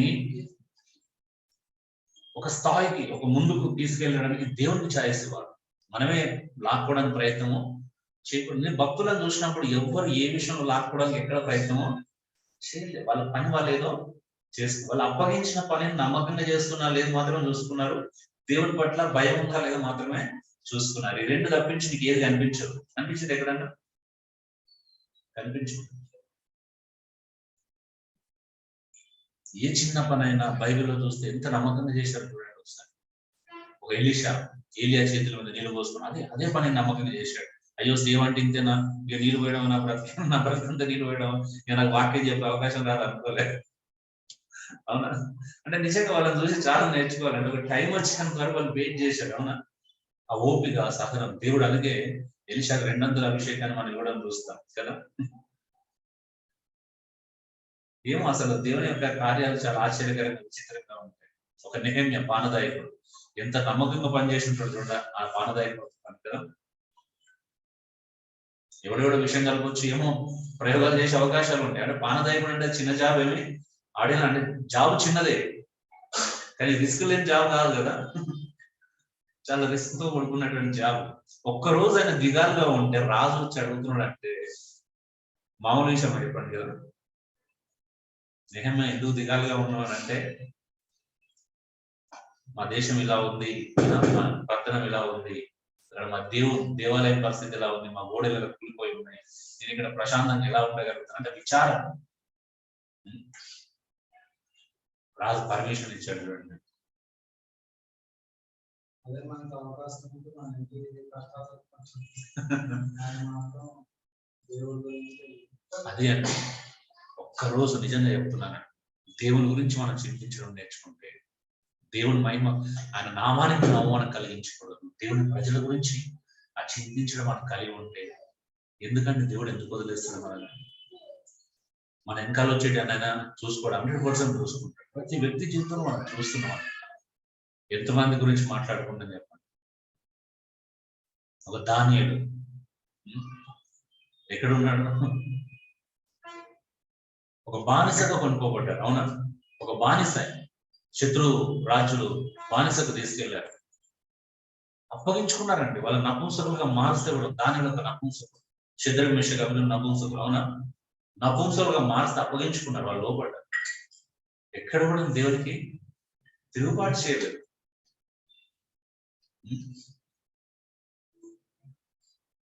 ఏం భక్తులండి అసలు.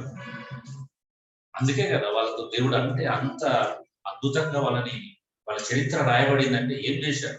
వాళ్ళంతా కూడా పనివాళ్ళే కదా, సేవకుల పనివాళ్ళు ఫస్ట్ వాళ్ళు కదా. అన్యుల అధికారులలో, రాజ్యాలలో, మంత్రులుగా, గవర్నర్లు పనిచేసిన పనివాళ్ళు వాళ్ళు. అంటే ఒక గవర్నర్ అంటే నువ్వు పనిచేసే చోట నమ్మకంగా పనిచేస్తే నీకు దైవికమైన బాధ్యతలు కూడా దేవుడు ఖచ్చితంగా అప్పగిస్తాడు. అంటే ఒక దానియేలు ఉదాహరణ, శద్రక్ మేషక్ అబేద్నెగోలు ఒక ఉదాహరణ.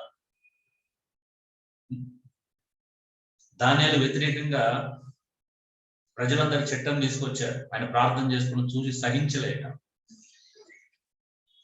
ఎలాగైనా వాళ్ళ దేవుడిని తగ్గించాలి, ఇతన్ని శిక్షించాలని ప్లాన్ చేసి అన్ని ప్లాన్ చేస్తే ఆ ఒక్క విషయంలో చూడు దానియేలు అన్ని విషయంలో ఆ ఒక్క విషయంలో లోబడలేదు. సో ఆయన సింహాల బోన్లో పంపివేయబడ్డాడు. రాసు ఒక చక్రవర్తి వచ్చి దానితో మాట్లాడే విధానం నాకు ఇప్పటికీ ఆశ్చర్యం అనిపిస్తుంది కదా. అంటే ఒక కొడుకులాగా కదా, ఒక బిడ్డలాగా చూసుకోవడం. నా కుమారుడా దానియేలు, నీ దేవుడు నీతో ఉన్నాడని అడుగుతున్నాడు. ఆయన బయటకు వచ్చిన తర్వాత చూడండి ఎంత డిక్లరేషన్, ఒక రాజు డిక్లేర్ చేస్తున్నాడు ఏమని? దానియేలు సేవిస్తున్న దేవుడు నిజమైన దేవుడు. ఎప్పుడు వస్తుంది అవకాశం? రావాలి కదా. మిగతా వాళ్ళతో మనం కంపేర్ చేసుకోవాలి. మన వర్క్ ప్లేస్ లో ఈయన ఖచ్చితంగా వేరే వ్యక్తి అని తెలియాలి. మన యజమాని చెప్పాలి మిగతా వాళ్ళకి ఇలా తేడా ఏంటంటే ఇతను క్రైస్తవుడు కాబట్టి ఇలా ఉండగలుగుతున్నాడు. అదే అండి నిజంగా నీకు అక్కడ ఒక క్రైస్తవుడు మనం గుర్తింపు సాధించినామంటే, ఒక దేవుని బిడ్డగా నీకు గుర్తింపు రాలేదు అంటే రైట్ కాదు. నువ్వు ఒక దేవుని బిడ్డవు కాబట్టి, క్రైస్తవుని కాబట్టి ఇలా ఉంటున్నావు, లేకపోతే వేరే వాడి వల్ల అయ్యే పని కాదు. ఒక శద్రక్ మేషక్ అబేద్నెగోలు అగ్నిగుండంలో పడేశారు. ఎంత ధైర్యంతో వెళ్ళారు, మా దేవుడు మమ్మల్ని రక్షించే సమర్థ, రక్షించకపోయినా మాత్రం తప్పుడు పని మీ విగ్రహాలకైతే నేను మొక్కను అన్నాను. అంటే ఎక్కడికి వచ్చినప్పుడు అది ఛాలెంజింగ్ ఉండాలి, అక్కడ ఉండాలి. దేవుడి నామానికి అవమానం తెచ్చే ప్రతి దగ్గర మనం ఛాలెంజింగ్ గానే ఉండాలి. అవునా? మిగతా దగ్గర మనకు ఛాలెంజ్ అవసరము లేదు. నేను ఇలా బ్రతుకుతే నా దేవునికి అవమానం వస్తుంది నీకు తెలిసిన చోట నువ్వు ఎలా ఉండాలి, నిలబడాలి. మిగతా దగ్గర నువ్వు ఎంత లోబడిన ప్రాబ్లం లేదు. సో పనిచేసే చోట ఆలోచించండి. చూడండి, ఇంత మంచివాడికి, సాత్వికులైన వారికి కాక ముష్కరులైన యజమానులు కూడా నువ్వు లోబడి ఉండాలంట. చెడ్డవారికి లోబడి ఉండాలా? ఎందుకంటే మేలు చేసి కీడు అనుభవించినప్పుడు దేవునికి హితం అవుతుంది. చదువుకున్న 1 పేతురు 2:18 కదా. మంచివాడికి కాదు, నీ యజమానుడు ఎంత చెడ్డోడైనా ఎంత వరస్ట్ పిల్ల అయినా బైబిల్ లోబడమని చెప్తుందా? కేవలం మంచివాడికి మాత్రమే బైబిల్ లోబడమని చెప్తుందా? మావాడు అట్లాంటి కాదు, మావాడు స్వార్థపరుడు తెలుసా, మావాడు ఇలాంటి తెలుసా, మావాడికి బయట 2 సంబంధాలు ఉన్నాయి తెలుసా, ఒక భార్యతో ఉండడు తెలుసా, ఇవన్నీ అవసరం. వాడిని పడ్డాను ఇది కదా, మావాడు మందు తాగుతాడు తెలుసా, మావాడు సిగరెట్ తాగుతుంది. దీనివల్ల దీంతో నీకు సంబంధం ఏంటి? మావాడు పని దొంగ తెలుసా, ఖాళీ తిరుగుతాడు, మాకు పని పురవేసి తిరుగుతాడు. నిజంగా అవసరం మనకి? బైబిల్ అలా చెప్పట్లేదు. నువ్వు చెడ్డవాడా మంచివాడా, నువ్వు మంచివానికి కాదు చెడ్డవాళ్ళకు కూడా, ముష్కరులైనటువంటి యజమానులు కూడా లోబడి ఉండాలి. ఎందుకు లోబడి ఉన్నాడు? చాలా కారణాలు చెప్తున్నాడు అక్కడ. ఒకటి, మేలు చేసి నువ్వు కీడు అనుభవించాలి, కానీ తప్పిదములకు దెబ్బలు తింటే నీకు ప్రయోజనము లేదు. నువ్వు తప్పు చేసినందుకు నేను గద్దించబడ్డావు అనుకుంటే అర్థం లేదు. నువ్వు మేలు చేసిన తర్వాత కూడా నువ్వు తిట్టు తింటున్నావు అంటే నీకు హితమవుతుంది అంట, నీకు ఆశీర్వాదకరంగా ఉంటుంది అంటున్నాడు.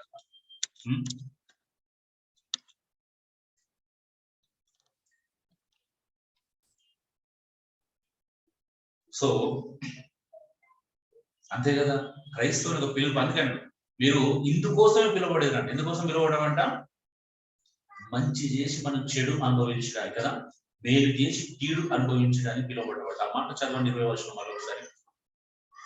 మొదటి పేతురు అండర్లైన్ చేసుకోండి. ప్రతి ఒక్కరు ఈ లోకంలో పనిచేసే వాళ్ళు ఈ 3 డిఫరెన్స్ అండర్లైన్ చేస్తాం, మళ్ళీ ధ్యానించుకోండి. మొదటి పేతురు 2:18 నుండి 20 వచనాలు.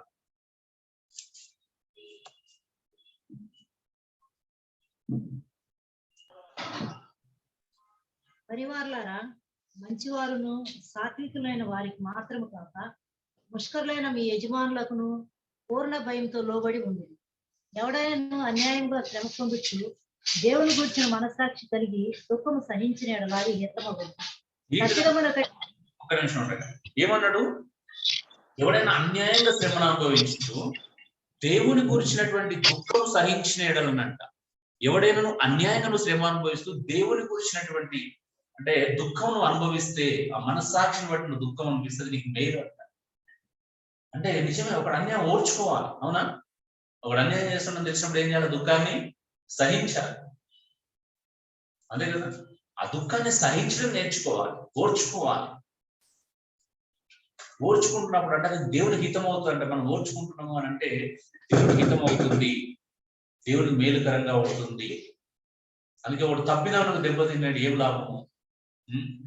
మనం మేలు చేసి శ్రమ అనుభవించడం పిలువబడ్డారు. ఎందుకొరకే కదా మీరు పిలువబడ్డారు. యేసుక్రీస్తు కూడా అందరు భూమి మీదకి వచ్చినప్పుడు మంచి చేసి శ్రమ అనుభవించాడా, చెడు చేసి శ్రమ అనుభవించాడు? తప్పు చేసినందుకు శిక్షించబడ్డా? వరల్డ్ ఫేమస్ ఒక లాయర్ ఏమన్నా తెలుసా అంటే, యేసు గురించి తీర్పు జరిగిన తర్వాత ప్రపంచంలోనంట ఇలాంటి తీర్పు ఎక్కడ జరగలేదు అంట. ఏ తీర్పు అయినా ఒక వ్యక్తి తప్పు చేయకపోయినా నేరము రుజువు చేసి శిక్షిస్తారు కదా. ఏ కోర్టులో ఏం కావాలా? అతను అన్యాయం చేయలేదు, కానీ అన్యాయం చేసినది దొంగ సాక్ష్యాలతోనే రుజువుపరచాలి, అప్పుడే శిక్షిస్తారు. కానీ ప్రపంచంలో ఒకే ఒక జడ్జిమెంట్ ఎలా జరిగింది అంటే, ఈయనలో ఏ పాపం లేదు అయినను ఈయన తీసుకెళ్లి సిలువ వేయుడి, ఈయనలో ఏ దోషం లేదు అయినను తీసుకెళ్లి సిలువ వేయుడి అన్నదంట. ఇది ప్రపంచంలో ఆశ్చర్యకరమైనటువంటి జడ్జిమెంట్. ఎవడన్నా అలాంటి జడ్జిమెంట్ చేస్తారండి? ముద్దాయి నేరం నిరూపించబడింది కాబట్టి శిక్ష ఏమంటారు, కానీ ఇతనిలో ఏ నేరము లేదు, ఏ దోషము లేదు, ఏ పాపం చేయలేదు, ఆయనను ఇతను తీసుకెళ్లి సిలువ వేయడి. అది యేసు ప్రభువుకునే జడ్జిమెంట్. ఇక్కడ ఎగ్జాంపుల్ ఆయననే చూపిస్తున్నాడు పేతురు కూడా. ఆయన భూమి మీదకి వచ్చి మన కొరకు ఆయన అలా బ్రతికాడు కదా.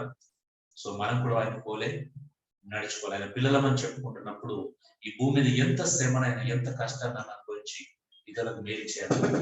ఎలాంటి పరిస్థితిలో ఉన్నా మనం అనుభవించాలి. అది అద్భుతం. అన్నిటికంటే అక్కడ అద్భుతం చూడగలుగుతాం. చూడండి, అక్కడ అన్యాయాన్ని సహించడానికి సిద్ధపడిన ప్రతి దగ్గర ఒక అద్భుతం జరిగింది. దానియేలు దగ్గర, శద్రకు, చెప్తున్నాం, యోసేపు కదా, నెహెమ్యా. జరిగిందా లేదా అద్భుతం? అద్భుతం ఊరికే రాదు మన జీవితం. ఒక ప్రాబ్లంని ప్రభు కొరకు, ఒక హింసని, ఒక శ్రమను స్వీకరించడానికి సిద్ధంగా ఉండాలి, అంగీకరించడానికి సిద్ధంగా ఉండాలి. చాలాసార్లు మనం చిన్న చిన్న శ్రమలను తట్టుకోలేమని. లాస్ట్ టైం ఉన్న ఒకసారి ప్రవీణ్ అన్న ఒక యువరాజ్ సింగ్ సంబంధించిన ఒక వ్యక్తి కామెంట్ చేసిన వీడియో షేర్ చేశారు కదా. యువరాజ్ సింగ్ 37వ బర్త్డే సెలబ్రేట్ చేసుకుంటా ఉంటే విలేకరులు వచ్చారంట. వచ్చి అతను అంటే నెగిటివ్ ప్రశ్నలు అడగడం ప్రారంభించారంట. అప్పుడు ఆయన అడిగాడంట, అసలు నిజంగా మీరు కామన్ సెన్స్ ఉండి అడుగుతున్నారా, నేను నా పుట్టినరోజు జరుపుకుంటున్నాను, నేను హ్యాపీగా ఉన్నాను, సంతోషంగా ఉన్నాను, మీరు ఎందుకు నన్ను బాధ లేదా అంటే టీంలోకి వెళ్ళి ఏం జరిగింది నాకు గుర్తులేదు,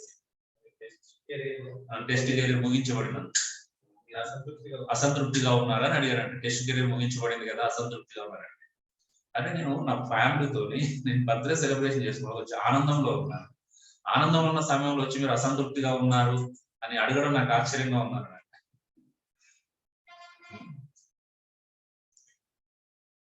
ఈవెన్ ఆయన క్యాన్సర్ విషయంలో కూడా అలాగే ప్రశ్నిస్తే 19 సంవత్సరాల వయసులో నేను ఇంటర్నేషనల్ క్రికెట్ కి సెలెక్ట్ అయ్యాను, చిన్న వయసులోనే నేను ఎన్నో అది చేశాను, 2011 వరల్డ్ కప్ లో 2 సార్లు గంగూలీ లాంటి వాళ్ళకు, ద్రావిడ్ లాంటి ఒక్కరికి దక్కనటువంటి అరుదైన గౌరవం నాకు దక్కింది. సో దేవుడు కూడా నాకు ఒకే ఓవర్లో 6 సిక్స్లు కొట్టే అవకాశం ఇచ్చాడు. ఇవన్నీ వచ్చినప్పుడు నేను నాకు ఎందుకు ఇచ్చావని అడగలేదు, క్యాన్సర్ విషయం నేను ఎందుకు అలా అడగాలి అన్నాడు. సో మన యాటిట్యూడ్ మారాలి, ఒక మంచినే మనం స్వీకరించగలిగే స్వభావం నుంచి బయటపడాలి. క్రైస్తవులు నీ జీవితంలో జరిగే చెడును కూడా నువ్వు ఆనందంగా ఆహ్వానించగలగాలండి. ప్రశ్న ఎందుకు అని రాకూడదు. ఇలాంటి సిచ్యువేషన్ ఒకప్పుడు వింబుల్డన్ ప్లేయర్ కూడా ఏర్పడింది. అతను same exact Pete Sampras retired and rails, ఈయన రిటైర్డ్, కానీ ఆయనకున్నంత ఇది లేదు. ఈయన కూడా ఒక వింబుల్డన్ ఛాంపియన్, కానీ ఆయనకున్నంత పేరు ఈయనకి లేదు. అడిగారంట, నువ్వు రిటైర్డ్ అవుతున్నావు కదా మీకు ఎలా ఉంది అని అంటే, పీట్ సాంప్రాస్ ఏమో చాలా అంటే తట్టుకోలేకపోయాడు. ఎందుకు అని అంటే, ఇప్పటివరకు నెంబర్ 1 స్థానాన్ని చూశాను, నా బెడ్ కిందకి వెళ్తే నువ్వు కట్టలు కొన్ని కోట్లు, చిన్న వయసులో దాదాపు 40 కూడా మళ్ళీ కదా, 37, 38, ఇంత చిన్న వయసులో ఎవరు చూడనంత డబ్బు చూశాను, ఎవరు చూడనంత పేరు చూశాను, నెంబర్ 1 స్థాయిలోకి వచ్చాను. నెక్స్ట్ ఏంటి అనే ప్రశ్న నాకు కలగగానే నాకు పిచ్చెక్కి పోతుంది, ఏం చేయాలో కూడా అర్థం కావట్లేదు అన్నాడు. నెక్స్ట్ ఏంటి, బ్రతికినంత కాలం ఏం బ్రతకాలి కదా, చిన్న వయసులో అన్ని చూసేసాడు. నెక్స్ట్ ఏంటి అనే ప్రశ్న చంపేసిందంటే ఏం చేయాలి కూడా. అదే ప్రశ్న ఇతను అడిగారు ఆ రోజే ఇంకొక వింబుల్డన్, ఆయన అన్నాడు నెక్స్ట్ ఏంటి అనే ప్రశ్నకు నాకు నెక్స్ట్ ఏంటి అనే ప్రశ్న లేదు, వింబుల్డన్ అనేది నాకు ఒక వ్యాపకం మాత్రమే, నాడాను, సంతోషం గెలిచాను, ఒకటి తెలుసుకున్నాను, సంతోషించాను, సంతోషం నేను రిటైర్డ్ అవుతున్నాను, ఎందుకంటే నా జీవితంలో నాకు క్రీస్తున్నాడు, అది నాకు చాలు అన్నాడు. ఏం సంతృప్తి కదండి, లాస్ట్ టైం నేర్చుకున్నాం, సంతృప్తిగా ఉండడం నేర్చుకున్నాను. నా సంతోషానికి కారణం క్రీస్తు. అంటే మనిషి నువ్వు శ్రమ అనుభవిస్తున్నావు, ఈ రోజు ఉద్యోగం చేసే చోట కష్టం అనుభవిస్తున్నావు అని అదే ఫీలింగ్ లో ఉండకు, ఆనందంగా ఉండు. నీ ముఖంలో ఎప్పుడు ఒక కళ ఉండాలి. కొంతమందిలో సార్ నవ్వే కనిపించదు, నవ్వు అనేది లోపల ఉంటే బయటకు వస్తుంది. నేను రోజు ఎన్ని శ్రమల మీద ఎప్పుడన్నా డల్ గా ముఖం మార్చుకున్నట్టు కనిపిస్తే ఎలా ఉంటా చెప్పండి. ఏదో కోల్పోయేలాగా ఉన్నాను ఎవరు అంగీకరిస్తారు, ఎవరు మనతో, దేవుడు ఎందుకుంటాడు, మనం దేవుడు మన లోపల ఉంటే మనం కోల్పోయినట్టు ఎప్పుడు ఉంటామా. శ్రమలో కూడా ఆనందిస్తాను, కష్టాల్లో ఆనందిస్తాను. ఇంకేం ఎగ్జాంపుల్ కావాలి, ఫ్యామిలీలో ఎగ్జాంపుల్ గానే ఉన్నాం అన్ని విషయాలు. అంటే ఎక్కడన్నా మిమ్మల్ని ఇబ్బంది పెట్టామా, అంటే అబ్బికి ప్రాబ్లం వచ్చిందని తెలియగానే ఎక్కడన్నా ఎవరికన్నా ఇబ్బందికరంగా ప్రవర్తించామంటే, ప్రవర్తనలో ఏడ్చి దుఃఖి మొత్తం జీవితం కోల్పోయినట్టు ఎక్కడన్నా బిహేవ్ చేశామా, దాన్ని సంతోషంగా అంగీకరించాం కదా, సంతోషంగానే ఎదుర్కొన్నాం. ఆ సంతోషంలో ఆయన వైపు చూస్తే దేవుడు చూడు, నా జీవితంలో చూడని అద్భుతాలు చూశాను.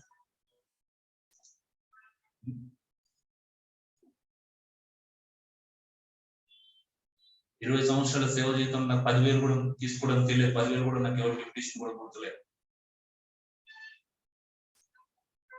ఆయన ట్రీట్మెంట్ సరిపోయే డబ్బులు అంటే దేవుడు ముందుగానే అరేంజ్ చేశాడు. అది మామూలు విషయం కాదు కదా. చాలా మంది అంటే వైట్ రేషన్ కార్డు లేదు, ఆరోగ్యశ్రీ లేదు, ఇన్సూరెన్స్ లేదు, ఎక్కడ కట్టలేదు ఇన్సూరెన్స్ ఏం లేవు. వాటి మీద నేను డిపెండ్ అవ్వలేదు. అవి ఉంటేనే అబ్బా ఈరోజు ఉంటే బాగుందనే ఫీలింగ్ నాకు ఎక్కడ కలగల. దేవుడి వైపు చూసాం, దేవుడు ఉన్నాడు చాలు అని ఆయన ఇష్టం. దయచేసి మీ జీవితంలో ఎదుర్కొంటున్న శ్రమలను, కష్టాలను ఆనందంగా ఎదుర్కోండి. మంచి కోసం నిలబడండి. దేవుని ఇష్టం.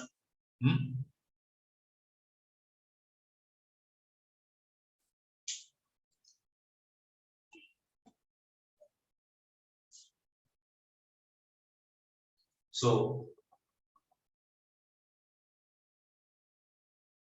ఆలోచించండి. ఒక యజమానులుగా మీరు ఉంటే మనకి ఎక్కువ అవసరం లేదు కాబట్టి, ఇక్కడ అంత మన కంపెనీ ఓనర్స్ యజమానులు ఉంటుంది కాబట్టి దీని వల్ల నెక్స్ట్ వీక్ పోస్ట్ పోన్ చేయడం ఇష్టం. జస్ట్ 4 మాటలు కూడా పక్షపాతం చూపకూడదు. యజమాని ఎవరంటే నిజంగా ఒకవేళ మీ కింద స్థాయి మీరు ఒకవేళ లీడర్ నాయకుని టీమ్ లీడర్ స్థాయిలో ఉంటే మీ కింద ఉన్న వాళ్ళకి దయచేసి పక్షపాతం చూపించకండి. ఒకవేళ మీరు లీడర్ స్థాయిలో ఉంటే, మీరు టీమ్ లీడర్ స్థాయిలోనో లేకపోతే ఇంకో స్థాయిలోనో సూపర్వైజర్ స్థాయిలోనో ఉంటే మీకు అప్పగించిన 10 మంది మీద మాత్రం పక్షపాతం చూపించకండి దయచేసి. రెండోది, పని వారిని బెదిరించకండి. పని చేసే చోట బెదిరించి పని చేయించుకోకండి. మీ కింద ఉన్న వాళ్ళు ఎవరైనా కావచ్చు, మీరు కాలేజీలో ఉన్నా లేకపోతే వేరే ప్లేస్ లో ఇంకే ప్లేస్ లో ఉన్నా ఇంకెక్కడెక్కడ ఉన్నా ఏ ప్లేస్ లో పనిచేసినా దయచేసి పని వారిని మాత్రం బెదిరించకూడదు. దేవుడికి నచ్చదండి. యూదులు ఆనాడు పని వాళ్ళని బెదిరిస్తే దేవుడు మెచ్చుకోవాలి. పని వాళ్ళని బెదిరించడం మానేయాలి. నెక్స్ట్, ధర్మానుసారమైనది చేయాలి. మీకు మంచి అనిపించింది అందరి పట్ల సమానంగా చేయాలి. ధర్మానుసారమైన చేయాలి. 4వది, న్యాయమైనదే చేయాలి. ఎవరికి అన్యాయం చేయకూడదు. అదే విషయంలో అయినా కావచ్చు, అదే ప్రమోషన్ విషయం కావచ్చు, ఉద్యోగం విషయంలో కావచ్చు, లేకపోతే ఇప్పుడు నవీన్ ఒక మంచి బాధ్యతయుతమైన పోస్ట్ లో ఉన్నాడు. ఒకవేళ రేపు అంటే ప్లేస్మెంట్ విషయంలో అంటే ఎక్కడైనా నీకు ఒక ఛాయిస్ ఉంటుంది. అక్కడ నువ్వు ఎలా ప్రవర్తిస్తున్నావు కదా, ప్లేస్మెంట్ లో నువ్వు న్యాయసమ్మతంగా ధర్మానుసారంగా ఎగ్జాంపుల్ ఆయన గుర్తొచ్చాడు వాటి అంటే ఒక అవకాశం ఉంది. అందరి ఏదైనా న్యాయానుసారంగా ధర్మానుసారంగా చేయాలి. సో అలాగంటే ఎక్కడ కూడా పక్షపాతం అనేది, పార్షియాలిటీ అనేది అస్సలు చూపించకూడదు. ఎవరో ఏదో చేశారని మన డ్యూటీని మనం ఖచ్చితంగా చేయాలి. మన కింద పని వారిని ఉంటే బెదిరించకూడదు. ఇవి చాలా అద్భుతమైన విషయాలండి. చివరిగా 2, 3 చెప్పు. కూలి బిగబట్టకూడదు. ఇంతకుముందు చూసాం కదా, కూలి బిగబట్టకూడదండి. యాకోబు 4:1-6 మనం చూస్తాం. 1 తిమోతి 6:17-19 చాలా అద్భుతమైన విషయాలు. లేఖనాన్ని మనం వీళ్ళని బట్టి మళ్ళీ మాట్లాడుకుందాం. కూలి బిగబట్టకూడదు. మోసం చేసి సంపాదించకూడదు. దయచేసి అబద్ధాలు చెప్పి మోసం చేసి సంపాదించకూడదు. 7వది, అంత్యదినంలో ఎందు ధనం సంపాదించకుండా తమ ధనంలో ఇతరులకు పాలివ్వాలి. సో ఈ రోజు మనం అంత్యదినాల్లో ఉన్న డబ్బు కోసం వింత విచిత్రమైనటువంటి దారులు ఎన్నుకోకూడదు. ఉన్నది ఇతరులు పంచిపెట్టడం అలవాటు చేసుకోవాలి, కానీ మన ధనంలో ఇతరులు పాలివ్వాలి తప్పించి వేరే రకమైన ప్రయత్నాలు చేయకూడదని. అంత్యదినంలో ధనం సంపాదించాలనే ఆశ నుండి ఫస్ట్ బయటపడాలి. జిజ్ఞాస నుంచి బయటకు రావాలి. ధనం చాలా ప్రమాదకరని మీకు తెలుసు కదా. బైబిల్లో ధన వ్యామోహం, గ్రీడీ అనేది అత్యంత ప్రమాదకరమైన విషయంగా చూపించాడు. సో దురాశ పనులు పరలోక రాజ్యంలోకి ప్రవేశించలేరు, పిషనరు ప్రవేశించలేరనే విషయాన్ని చూస్తున్నాం. 1 తిమోతి 6:17-19 చాలా అద్భుతమైన విషయంగా మనం చూడవచ్చు. 6వ అధ్యాయం 1వ వచనం కూడా క్లియర్ గా ఉంటుంది. అంటే పనివారు ఎంత నమ్మకంగా ఉండాలో చెప్తా ఉంటాడు. డబ్బు పట్ల వ్యామోహం ఎలా ఉండకూడదు అనేది 1 తిమోతి 6వ అధ్యాయం మొత్తం చూస్తాం. 1వ వచనం నుంచి చివరి వచనం వరకు దాని గురించి ఉంటుంది. సో కాబట్టి మీ కింద ఎవరు పనిచేసినా అందరిని ఒకే స్థాయిలో చూడండి, గౌరవించండి, ప్రేమించండి, అలాగే పని చేయించండి. ఒకనొక రకంగా చూడకండి. మీరు విశ్వాసులు కాబట్టి చెప్తున్నాం. అన్యుడు మనం చెప్పలేము. అన్యుడు తేడా చూపించవచ్చు కదా. అన్యులు అయితే తేడా ఖచ్చితంగా చూపిస్తాడు. కాబట్టి దాని గురించి మనం చింతించాల్సిన అవసరం. అన్యులు కాబట్టి తేడా చూపిస్తారు, మన విశ్వాసం కాబట్టి తేడా చూపించకూడదు. సో ఇవే అండి ఒక మంచి యజమానులుగా, మంచి పనివారుగా ఉండేటువంటి విషయాలు మనం చూసాము. చివరిగా నెక్స్ట్ వీక్ ఒక క్లాస్ ఉంటుంది. ఒక పౌరునిగా, ఒక పౌరురాలుగా ఈ సమాజంలో మనం ఎలాంటి బాధ్యతలు ఉంటాయి అనే విషయాన్ని మనం చూద్దాం. సో అదే అండి, దేవుడు ఒక అద్భుతం అండి. ప్రతిదీ ఆయన కేంద్రంగా మాత్రమే చూడండి. యేసుక్రీస్తుకు అవమానం కలిగించే ఏ పని దయచేసి సంఘంలో అయినా, కుటుంబంలోనైనా, సమాజంలోనైనా తలదించుకునే పరిస్థితి ఎప్పటికీ రాకూడదని మన జీవితంలో. అందుకే అంటాడు 1 పేతురు ఒక మాట చెప్తున్నాను. 2వ అధ్యాయం మనం చూస్తాం 12-10 వచనం నుంచి. ఎవరైనా అన్యులంట, అన్యజనులు మిమ్మల్ని ఏ విషయంలో దుర్మార్గులను దూషిస్తారో ఆ విషయంలో అంటే దర్శన దినం మరి యేసుప్రభు రాకడ సమయంలో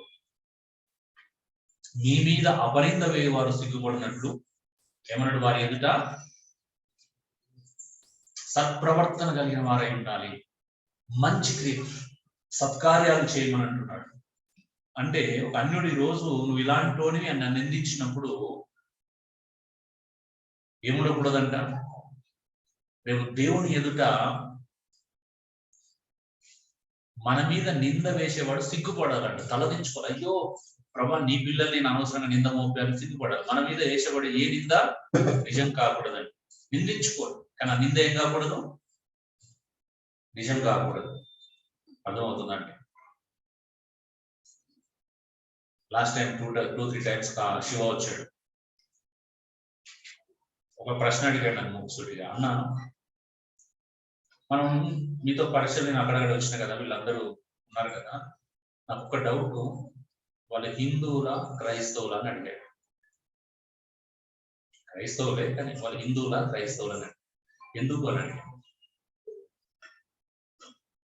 అంటే చెప్పాడు, అన్న వాళ్ళు సగం హిందువులుగా సగం క్రైస్తవులుగా ప్రవర్తిస్తున్నారు. అసలు వాడు క్రైస్తవులు అయితే వాళ్ళు నా దగ్గరికి ఎందుకు వస్తారు అని అడిగాడు. ఒకటే ప్రశ్న, వాళ్ళు నిజంగా క్రైస్తవులు అయితే నా దగ్గరికి ఎందుకు వచ్చారన్న. అంటే ఈయన వాళ్ళకి ఏదో పూజ చేసి లేకపోతే ఈయనకి ఏదో అది చేసి వాళ్ళకి మంచి చేయాలనేటువంటి ఆశ, సేవలో ఉన్నారు. వాళ్ళ ద్వారా నాకు పరిచయం కాదు ఈయన.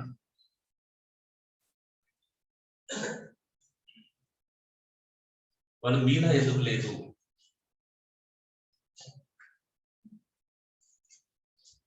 ఒకటి విశ్వాస విషయంలో అడిగాడు, రెండోది క్యారెక్టర్ విషయంలో అడిగాడు, మూడోది డబ్బు విషయంలో. 3 రకాల ప్రశ్నలు అడిగాడు, 3 కోణాలు అడిగాడు. డబ్బు విషయంలో వాళ్ళ నమ్మకత్వంగా నేను చూడలేదు, వాళ్ళ ధనం పట్ల పిచ్చి వ్యామోహం ఉందన్న. మీ దగ్గరికి ఎన్నిసార్లు వచ్చాను, అసలు డబ్బు మీద ఎలాంటి ఆశ నేను చూడలేదు. సో డిపెండెన్స్, ఎవరికి కష్టం వచ్చినప్పుడు శ్రమ వచ్చినప్పుడు వాళ్ళ మనుషుల మీద ఆధారపడడం, నాలాంటి ఆశ్రయించినప్పుడు నేను చూశాను. మీకు ఎంత పెద్ద శ్రమ వచ్చినా మీరు దేవుని వైపు కూడా మీరు గమనించారు. ఇంకొకటి క్యారెక్టర్, వాళ్ళు మీ ముందు ఒక రకంగా నటిస్తారు, మా ఇతరులతో ఇంకొక రకంగా ఉంటారు. మీరు ఎప్పుడు చూసినా ఒకే రకంగా అనిపిస్తారు. సో మన జీవితం ఒక ఈరోజు క్రైస్తవుని ఒక ప్రవర్తన, ఇప్పుడు వాళ్ళ మీద నింద వేసేవాడు, అప్పుడు అన్యుడు నిందేశాడు కదా, ఎంత అవమానకరంగా ఉంటుంది. నేను ఆ సైడ్ నుంచి ఆలోచిస్తున్నాను, అరే అని చెప్పేసి నేను మెసేజ్ కూడా పెట్టాను వాళ్ళకి. ఏమని పెట్టాను, ఆ సహోదరుని మెసేజ్ పెట్టాను.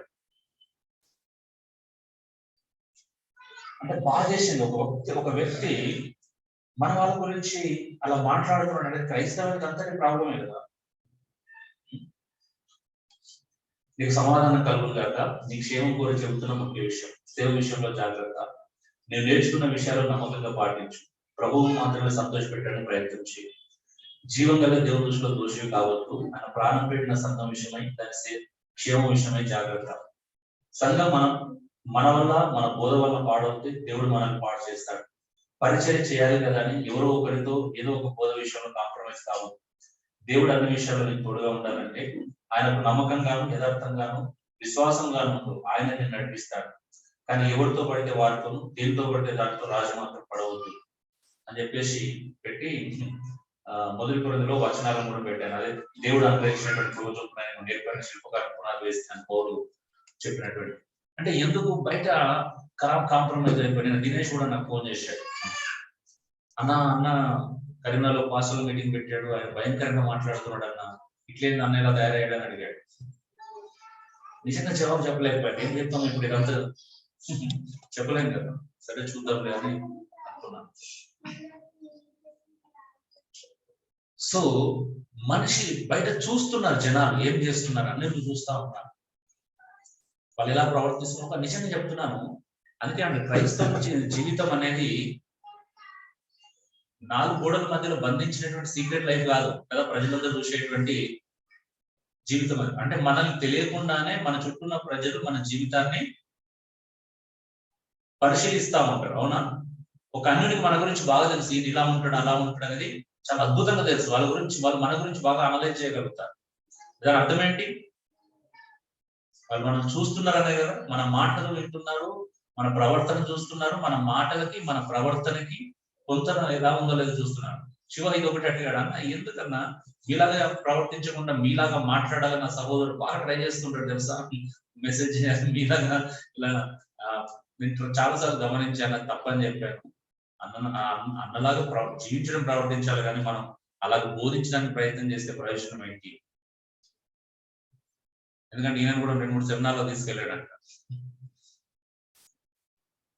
సో ఈ రోజు బయట ఒకరు అన్యుడు మాట్లాడడం నాకు చాలా బాధగా ఉంది. అన్యుడు మన సహోదరుల గురించి చాలా ట్రై చేస్తున్నాం. మన సహోదరులు నిజంగా గ్రహించాలి. నిందించే అవకాశం ఒకటి ఇవ్వకూడదు. ఇచ్చినామంటే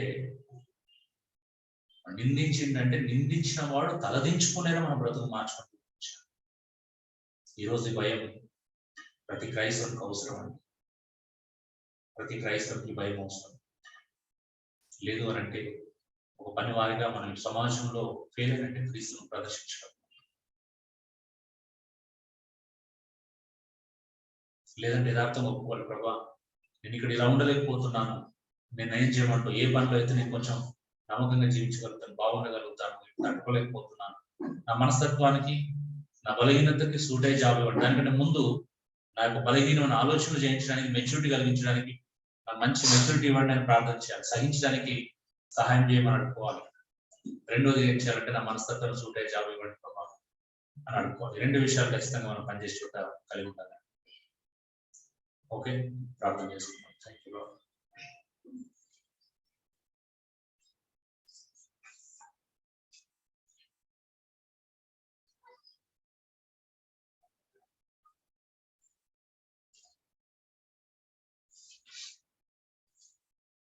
ఎన్నాళ్ళు ఉన్నా ఈ లోకాన్ని విడిచిపెట్టాలని,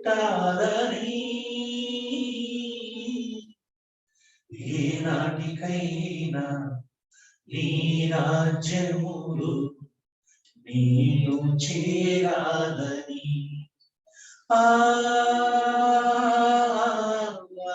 ఎన్నాళ్ళు ఉన్నా ఈ లోకాన్ని విడిచిపెట్టాలని, ఏనాటికైనా నీ రాజ్యములు నేను చేరాలని, నిరీక్షణే నీవని, నిరీక్షణే నీవని, సమాధాన గీత నీ పాడన, సమాధాన గీత నీ పాడన, మనసారనే పాడనా, నా బ్రతుకంతని కొనియాడనా, మనసారనే పాడనా, నా బ్రతుకంతని కొనియాడనా, నా రాజువే నీవని, నా రాజువే నీవని, నా హృదయ పాల నీవేనని, నా హృదయ పాల నీవేనని, మనసారనే పాడనా, నా బ్రతుకంతని కొనియాడనా, మనసారనే పాడనా, నా బ్రతుకంతని కొనియాడనా. పరిశుద్ధుడైనటువంటి తండ్రి, మహోన్నతుడైన మా దేవానికి స్తోత్రాలు చెల్లిస్తాము. మీ యొక్క ఆశ్చర్యమైన ప్రేమను బట్టి, అద్భుతమైన కృపను బట్టి, మా అందరి పట్ల నీకున్న వాత్సల్యతకే నీకు స్తోత్రాలు. నిజంగా ప్రభావ, ప్రతి సేవకుడు, ప్రతి అపోస్తులుడు కుటుంబంలో కానీ, సంఘంలో కానీ, సమాజంలో కానీ ప్రభావ, మా ద్వారా ఏ రకంగా నీ నామానికి అవమానం కలగకూడదని, ప్రతి విషయంలో నీకు క్షేమం కలగాలని, నీ హితం కొరకే మేము బ్రతకాలని, తండ్రి నీ యొక్క మహిమ కొరకే మేము జీవించాలని, అన్ని జనులైనా మమ్మల్ని చూస్తే మా ప్రవర్తన చూసినప్పుడు నేను గణపరచాలని, నేను మహిమపరిచే విధంగా మేము సత్ప్రవర్తన కలిగిన వారిగా ఉండాలని నువ్వు కోరుకుంటున్నాను. నీకు స్తోత్రాలు చెల్లిస్తా ఉన్నాం ప్రభు. అపోస్తులకు నిజంగా ఎంత గొప్ప అండర్స్టాండింగ్ ఉంది ప్రభు. ప్రతి విషయంలో మన తండ్రిని ప్రభు అయిన క్రీస్తుకు అవమానకరంగా ఎక్కడ కూడా ప్రవర్తించకూడదని వాళ్ళు ఉన్నటువంటి ఒకే దృష్టి, ఒకే కోణం, ఒకే చూపు కలిగి ఉన్నారు ప్రభు. కానీ ఈ రోజు క్రైస్తవులు చూస్తే ఒక్కొక్కరు దృష్టి, ఒక్కొక్కరు కోణం ప్రభు, భిన్నాభిప్రాయాలు చాలా విపరీతంగా ఉన్నాయి ప్రభు. వీరందరినీ ఒక తాటిపైకి ఏక మనసులోకి తీసుకురావడానికి సహాయం దయచేయమని వేడుకొచ్చున్నాం ప్రభా. ప్రతి ఒక్కరు కూడా అన్నిట్లో నిన్ను కేంద్రంగా ప్రభా, నిన్ను మాత్రమే కేంద్రంగా పెట్టుకొని తండ్రిని మహిమపరిచే విధంగా ప్రవర్తించడం సహాయం దయచేయమని వేడుకొచ్చున్నాం. ప్రభా నీకే స్తోత్రాలు చెల్లిస్తున్నాం. ఇంత అద్భుతమైన అవకాశాన్ని మీరు మాకు కల్పించినందుకు నీకు లెక్కలేని స్థుతులు స్తోత్రాలు చెల్లిస్తున్నాం. విన్న వాక్యం అందరి హృదయాలు ఫలింపచేయమని వాటిని సీరియస్ గా తీసుకోవడానికి చూపించమని. కొంతమంది సహోదరులాగా ప్రభా వర్క్ చేస్తున్న చోట రఘులాగా ఇతరు అనేక మంది వారు చేస్తున్న నమ్మకంగా ప్రభావాన్ని నమ్మకంగా పనిచేయడానికి ప్రభావ పురికొల్పుకోవడానికి సహాయం దయచేయమని మేము బ్రతిమలాడుకుంటున్నాం తండ్రి. ప్రభా సన్నిలాగా సహోదరులు చాలా మంది అలాగా వారు చేస్తున్నటువంటి పనిలో ఆ నమ్మకంగా ప్రభా నమ్మకత్వాన్ని ఇతరులకు మాదిరికరంగా ఉండే విధంగా ప్రభావ ఉండడానికి సహాయం దయచేయండి. అదే సమయంలో ప్రభా మేము వర్క్ చేస్తున్న ప్లేస్ లో నమ్మకంగా ఉన్నామని సంఘం విషయంలో ప్రభా సంఘానికి క్షేమాన్ని కలిగించే విషయంలో ఎలాంటి నిర్లక్ష్య వైఖరి కనబరచకుండా ఉండడానికి సహాయం దయచేయండి. కుటుంబంలో బాగున్నామని సంఘంలో బాగున్నామని ఉద్యోగంలో బాగున్నామని కుటుంబంలో బాగలేకుండా ఉండేటువంటి ఆ దుస్థితి మాకు రాకూడదు. కుటుంబాన్ని, సంఘాన్ని, సమాజాన్ని అన్ని విషయాల్లో నీ యొక్క క్యారెక్టర్ ని కలిగి ప్రభు మేము బ్యాలెన్స్ చేసుకోవడానికి సహాయం దయచేయండి. మా ప్రార్థన వింటున్నందుకే నీకు స్తోత్రాలు చెల్లిస్తుంది. మీరందరినీ చేతులకు అప్పగించు యేసు దివ్య నామములో వేడుకుంటున్నాను తండ్రి. ఆమేన్. ఆమేన్.